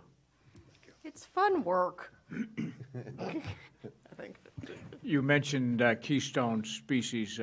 There was a show on PBS here a couple of weeks ago about keystone species, which is absolutely fascinating. Well, I missed that. Rats. If you get a chance to see that, anyways, this biologist was studying tidal pools, and he started by removing starfish out of the pool to see what happened, and absolutely fascinating. And anyways, the program showed a lot of different species, how they affected starfish being the one that was program started, having wolves in the Yellowstone area, the biodiversity by just having wolves in there, because the elks and bison would just come down to the water and eat everything, having largemouth, smallmouth bass in pools and streams. If without having them in there, the minnows devour everything, and so it's the keystone issue is really intriguing. So I'm glad you brought that up. No, thank you. One more question. Do you guys anticipate doing anything as far as communication goes surrounding brown-tail moth season, which is on the horizon? Brown-tail moths, we haven't to this point. You know, a few years ago it was pretty bad over towards Forsyth and moving. It seems like it's moved back this way. I haven't heard quite as much around here recently. Bill, you were pretty much involved in that, so we've kind of deferred that to the town. Bailey, I'm on some mailing lists, and yesterday they came out with now is the time to look for your brown-tail moth. It is. Moths. It is the time. Moth nests and cut them down if you can. Like right now, like it was a friendly reminder. Look for your nests and cut them down. Mike, one last question. I think it was a joke, but I just wanted to clarify. Does the bus in Yarmouth actually play the Canadian national anthem when it's at 17 miles an hour or less? Yeah, well, as I understand it, that's what the song is. But every time the bus comes around, I pick up my grandkids over at the elementary school. When that bus comes around, you know it's that bus because it's a paint job, and the music is playing. And so I asked the bus driver one time, I said, how much is that music playing? She says, every time I get under 17 miles an hour. Wow. That is She's creating a pulling mystery my leg that or we not. need I to don't solve. know the answer to that. I need some fact checking on that. That's pretty great. Well, Mike, thank you. again. Oh, John, please, if you had something else. Yeah, I just was going to comment on the American chestnut. For those that are interested, there are quite a few American chestnut trees around in the forest if you look. They sprout up from the roots of dead American chestnuts. So if you're interested in seeing one, they're out there. I had one that was probably 8 inches in diameter on my property before the fungus got it, but they are around. So Great, thank you. Aren't they susceptible to disease, though, John? Yeah, Aren't they susceptible only to live disease, so You long. don't want to go getting too close to them, or you don't want too many people tromping in their territory, do you? Or I personally, I don't think it matters. I'm not an Okay. expert on it, but you can walk through any of the, or many of the trails. I know I see them at Knight's Okay. Pond on the trails. I just know they're so susceptible to disease that it's like, They're eventually puppies, yeah. going to get the blight. thank you. Great, thanks, John. Thanks, Mike. 44 inches around at my chest. In 2016, it died. Probably the only guy encumbered with chestnut lumber. Okay, well, thank you again. We will now move to the final issue on legislation and policy, to accept an anonymous donation for use in the town's benevolent fund for heating assistance and other needs. Mr. Manager, if you don't mind, I might pass this off to you. Sure. Thank you, Mr. Chair. Annually, we have a resident that has contributed to our benevolent fund. That fund has been set aside for heating assistance as well as other needs. That has been going on for well over 20 years, and each time the gift comes in, I typically bring it to you for, you have to approve its acceptance and placement into the benevolent fund. So that's why it's here before you tonight. Okay. I don't see any reason why we wouldn't accept that. I know in the past, we've talked a little bit about the frequency of that and the sheer size of some of those donations, and just almost awe-inspiring when you get them. And so it's wonderful that this individual does this year after year. And I would happily accept a motion from anybody who's willing to give me one. Mr. Chairman, I'd be more than happy. I move to accept an anonymous donation for the use of town's benevolent fund for heating assistance and other needs. I'll second. Okay, we have a motion and we have a second. All those in favor? Unanimous. Thank you. We will now move to new business. I will start at my left with Councilor Kopp. I'll donate my $20 to the food pantry, as I always do. Very worthy cause. And that's all I have. Thank you. Councilor Vale. I just had that one item that we spoke of earlier this evening. I'd like to see a workshop scheduled at some point so we can look at what properties are available, what consideration might be given with North Yarmouth and the ramifications, and train station. I think that the other thing that every Sunday when I make my tour around the town forest there and start my return trip there, I go past the solar farm and put a bug in Bill's ear again to see what we can do to expand that. I know you've got a lot on your plate, but Just what I need, more enemies. Thank you, Bob. that's all I got. Thank you. Councilor Filson. Nothing for me tonight. Okay. Councilor Douglas. Nothing for me. Councilor Just a quick thank you to Councilor Douglas for this hat. She gave me one for Christmas, like she did the rest of us, and I sent it to my boy who's stationed overseas, and I showed up tonight, and there was another one here, so thank you, Bailey, very Anything much. for you, Mike? That's all I have. It's Mike. Councilor Story King. Couple of things I want to report out on our Library Advisory Committee. We met last week. I'm happy to report that the advisory board has approved continued leadership of Paul Dexter. He's been our chair. He does a fabulous job. Bert Kendall is busy putting together a library expansion task force. I volunteered for that and hope that if that ever comes down the road in the next year, you'll continue to appoint me to that part. Right now, the Library Advisory Board seems to be a retired counselor's place. I see Bill Stiles every meeting. Card Week starts tomorrow. New library cards are being issued, and it's all part of the Minerva process, getting hooked up to Minerva, so Tig can borrow her book here and return it when she goes on her summer break, or vice versa. And both the advisory board and the Friends of PML have donated baskets. So if you come in this week and sign up for your new library card, you can enter into a drawing for a prize basket. We'll need to have a nominating committee meeting soon. I know that we have a vacancy on the library board. Brenda, I'll pop in this week when I register my dogs, everybody, by the 31st. Register your dogs, and to buy my new Broad Cove Reserve Pass. They're changing from green to blue, and you'll need one for this coming year.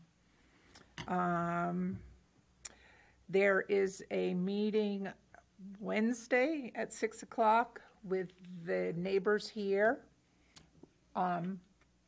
It would be great to see as many counselors there as possible. It's a neighborhood meeting regarding the proposed apartment development. So I'd like to encourage you to be there. For anyone looking for an apartment right now, because housing seems to be an issue, I got on the Cumberland Foreside Village website, and there are 6 two-bedroom apartments and 2 one-bedroom apartments currently available for rent. If you are single and rented your 2-bedroom apartment with a roommate, it would cost you $1,150 a month. Each. $1,150 a month. In March, coming right up, I'm just trying to put this on everybody's radar. A development proposal is going to the planning board, and it should concern us. 72 single-family homes being called condos to allow for more density are being proposed in West Cumberland. And I think it is incumbent on us to see how that will impact the town and school resources. By the next time we meet, we should have Bailey, Tig, and I should have reviewed resumes and selected some candidates for interviews for the town manager. It's a lengthy process because we want to get it right. I've heard concerns from citizens that there aren't any citizens on our committee. I just would like to remind us and people that all 7 of us are citizens of Cumberland, and we represent all of you. But if there's a particular concern you have about the process or what you're looking for in a town manager, please reach out to us, to any of the 7 of us, and that information will be shared. And then finally, my last thing is, because it's before our next meeting, we don't meet for 3 weeks. There is a Winter Fun Day at Valhalla scheduled for February 3rd. There'll be sledding and bonfires, and I just saw online a request for football parent volunteers. They're going to be doing the hot dogs and hamburgers, I think, or something along that line. There are opportunities to go for entertainment and enjoyment and volunteering, and to meet your friends and neighbors and fellow citizens, residents of town. And that's all I have. Great, thank you. In addition, the only thing I have is, in addition to the Village Green community neighborhood meeting that Shirley mentioned, on Wednesday we have 2 more, like I mentioned at the beginning of the meeting, 2 more community meetings on the affordable housing project at Valhalla. One is on February 1st, and the other one is on February 29th. So if you can join us for those, we would, excuse me. No, that's fine. Okay. At Valhalla Community Center. The last thing I wanted to bring up is, it probably seems like a little bit of a blast from the past, but if folks can remember, last year during the last legislative session, we worked to draft a bill to specifically allow municipalities to create their own senior property tax deferral and stabilization programs, because the current language that was in the statute didn't allow us to do that as a municipality. It allowed us to defer or create a deferral program, but it didn't allow us to stabilize and then just defer whatever the increment growth amount was on individuals' taxes. So we worked with Steve Moriarty, our state representative, our town manager, and our town attorney, and many on the council, to draft a potential bill that then was submitted to the taxation subcommittee in Augusta. I was up there to testify on that last session. Steve Moriarty was also able to testify on that. It was ultimately tabled in the taxation committee because LD 290, the big stabilization tax bill, came out last year and kind of flooded the waters, and nothing else was really moving at that time. But since that's been repealed, the taxation subcommittee took back up our proposed legislation last week, and it passed 7-2 out of committee, which is a really promising sign. And I'm told by Representative Moriarty that they may move in the House and the Senate within the next several weeks. And so we'll watch that just to see, because if it moved out of committee with ought to pass recommendation, that there's a decent chance that that could come out of the House and the Senate and be signed by the governor as well. So just more movement in that area to try to make it obviously more affordable for folks who are struggling here in Cumberland. So with that said, I think I would ask for a motion. Just one quick thing, Mr. Chair. Today we did not complete the Monday trash route. The crews were a bit overwhelmed, and they will finish pickup tomorrow. So just more of a PSA than anything. That's good. I'm sure you'll get questions about it, so that's great. I have a question on the tax thing. Sure. Do you anticipate Cumberland still offering the senior tax rebate? Great question. So the way I view these is they kind of work together in tandem, Okay. right? So I almost think about it, again, if we had enacted an ordinance at the end of the day, this doesn't create, this No, doesn't. I'm just thinking yeah. ordinance. Yeah, so this doesn't obligate a town to use this program, right? This gives towns the option. And so in my view, it would almost be like a menu of available options for taxpayers when they come in, and they could say, hey, you know, I can either pay my taxes, or if I, maybe I'm struggling and I qualify for the senior tax rebate program, I could enroll in that program. But if you have a lower income level, and want your taxes stabilized and then deferred on an increment amount, you would then go into the third program, which would be the one that we're opting to create here, which is kind of a hybrid of stabilization plus a deferral for any increment growth amounts.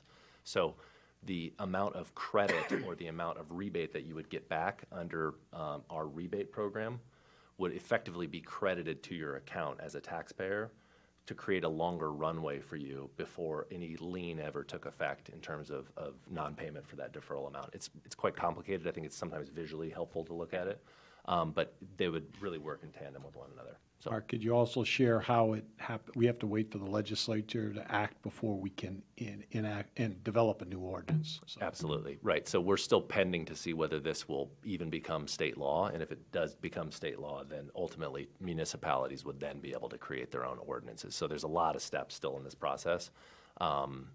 It's just another available option to towns. So, and with that, I would accept a motion for adjournment. Mr. Kopp's looking at me. We got a motion Second. and a second. Okay, all those in favor? Unanimous. Thank you. We are adjourned.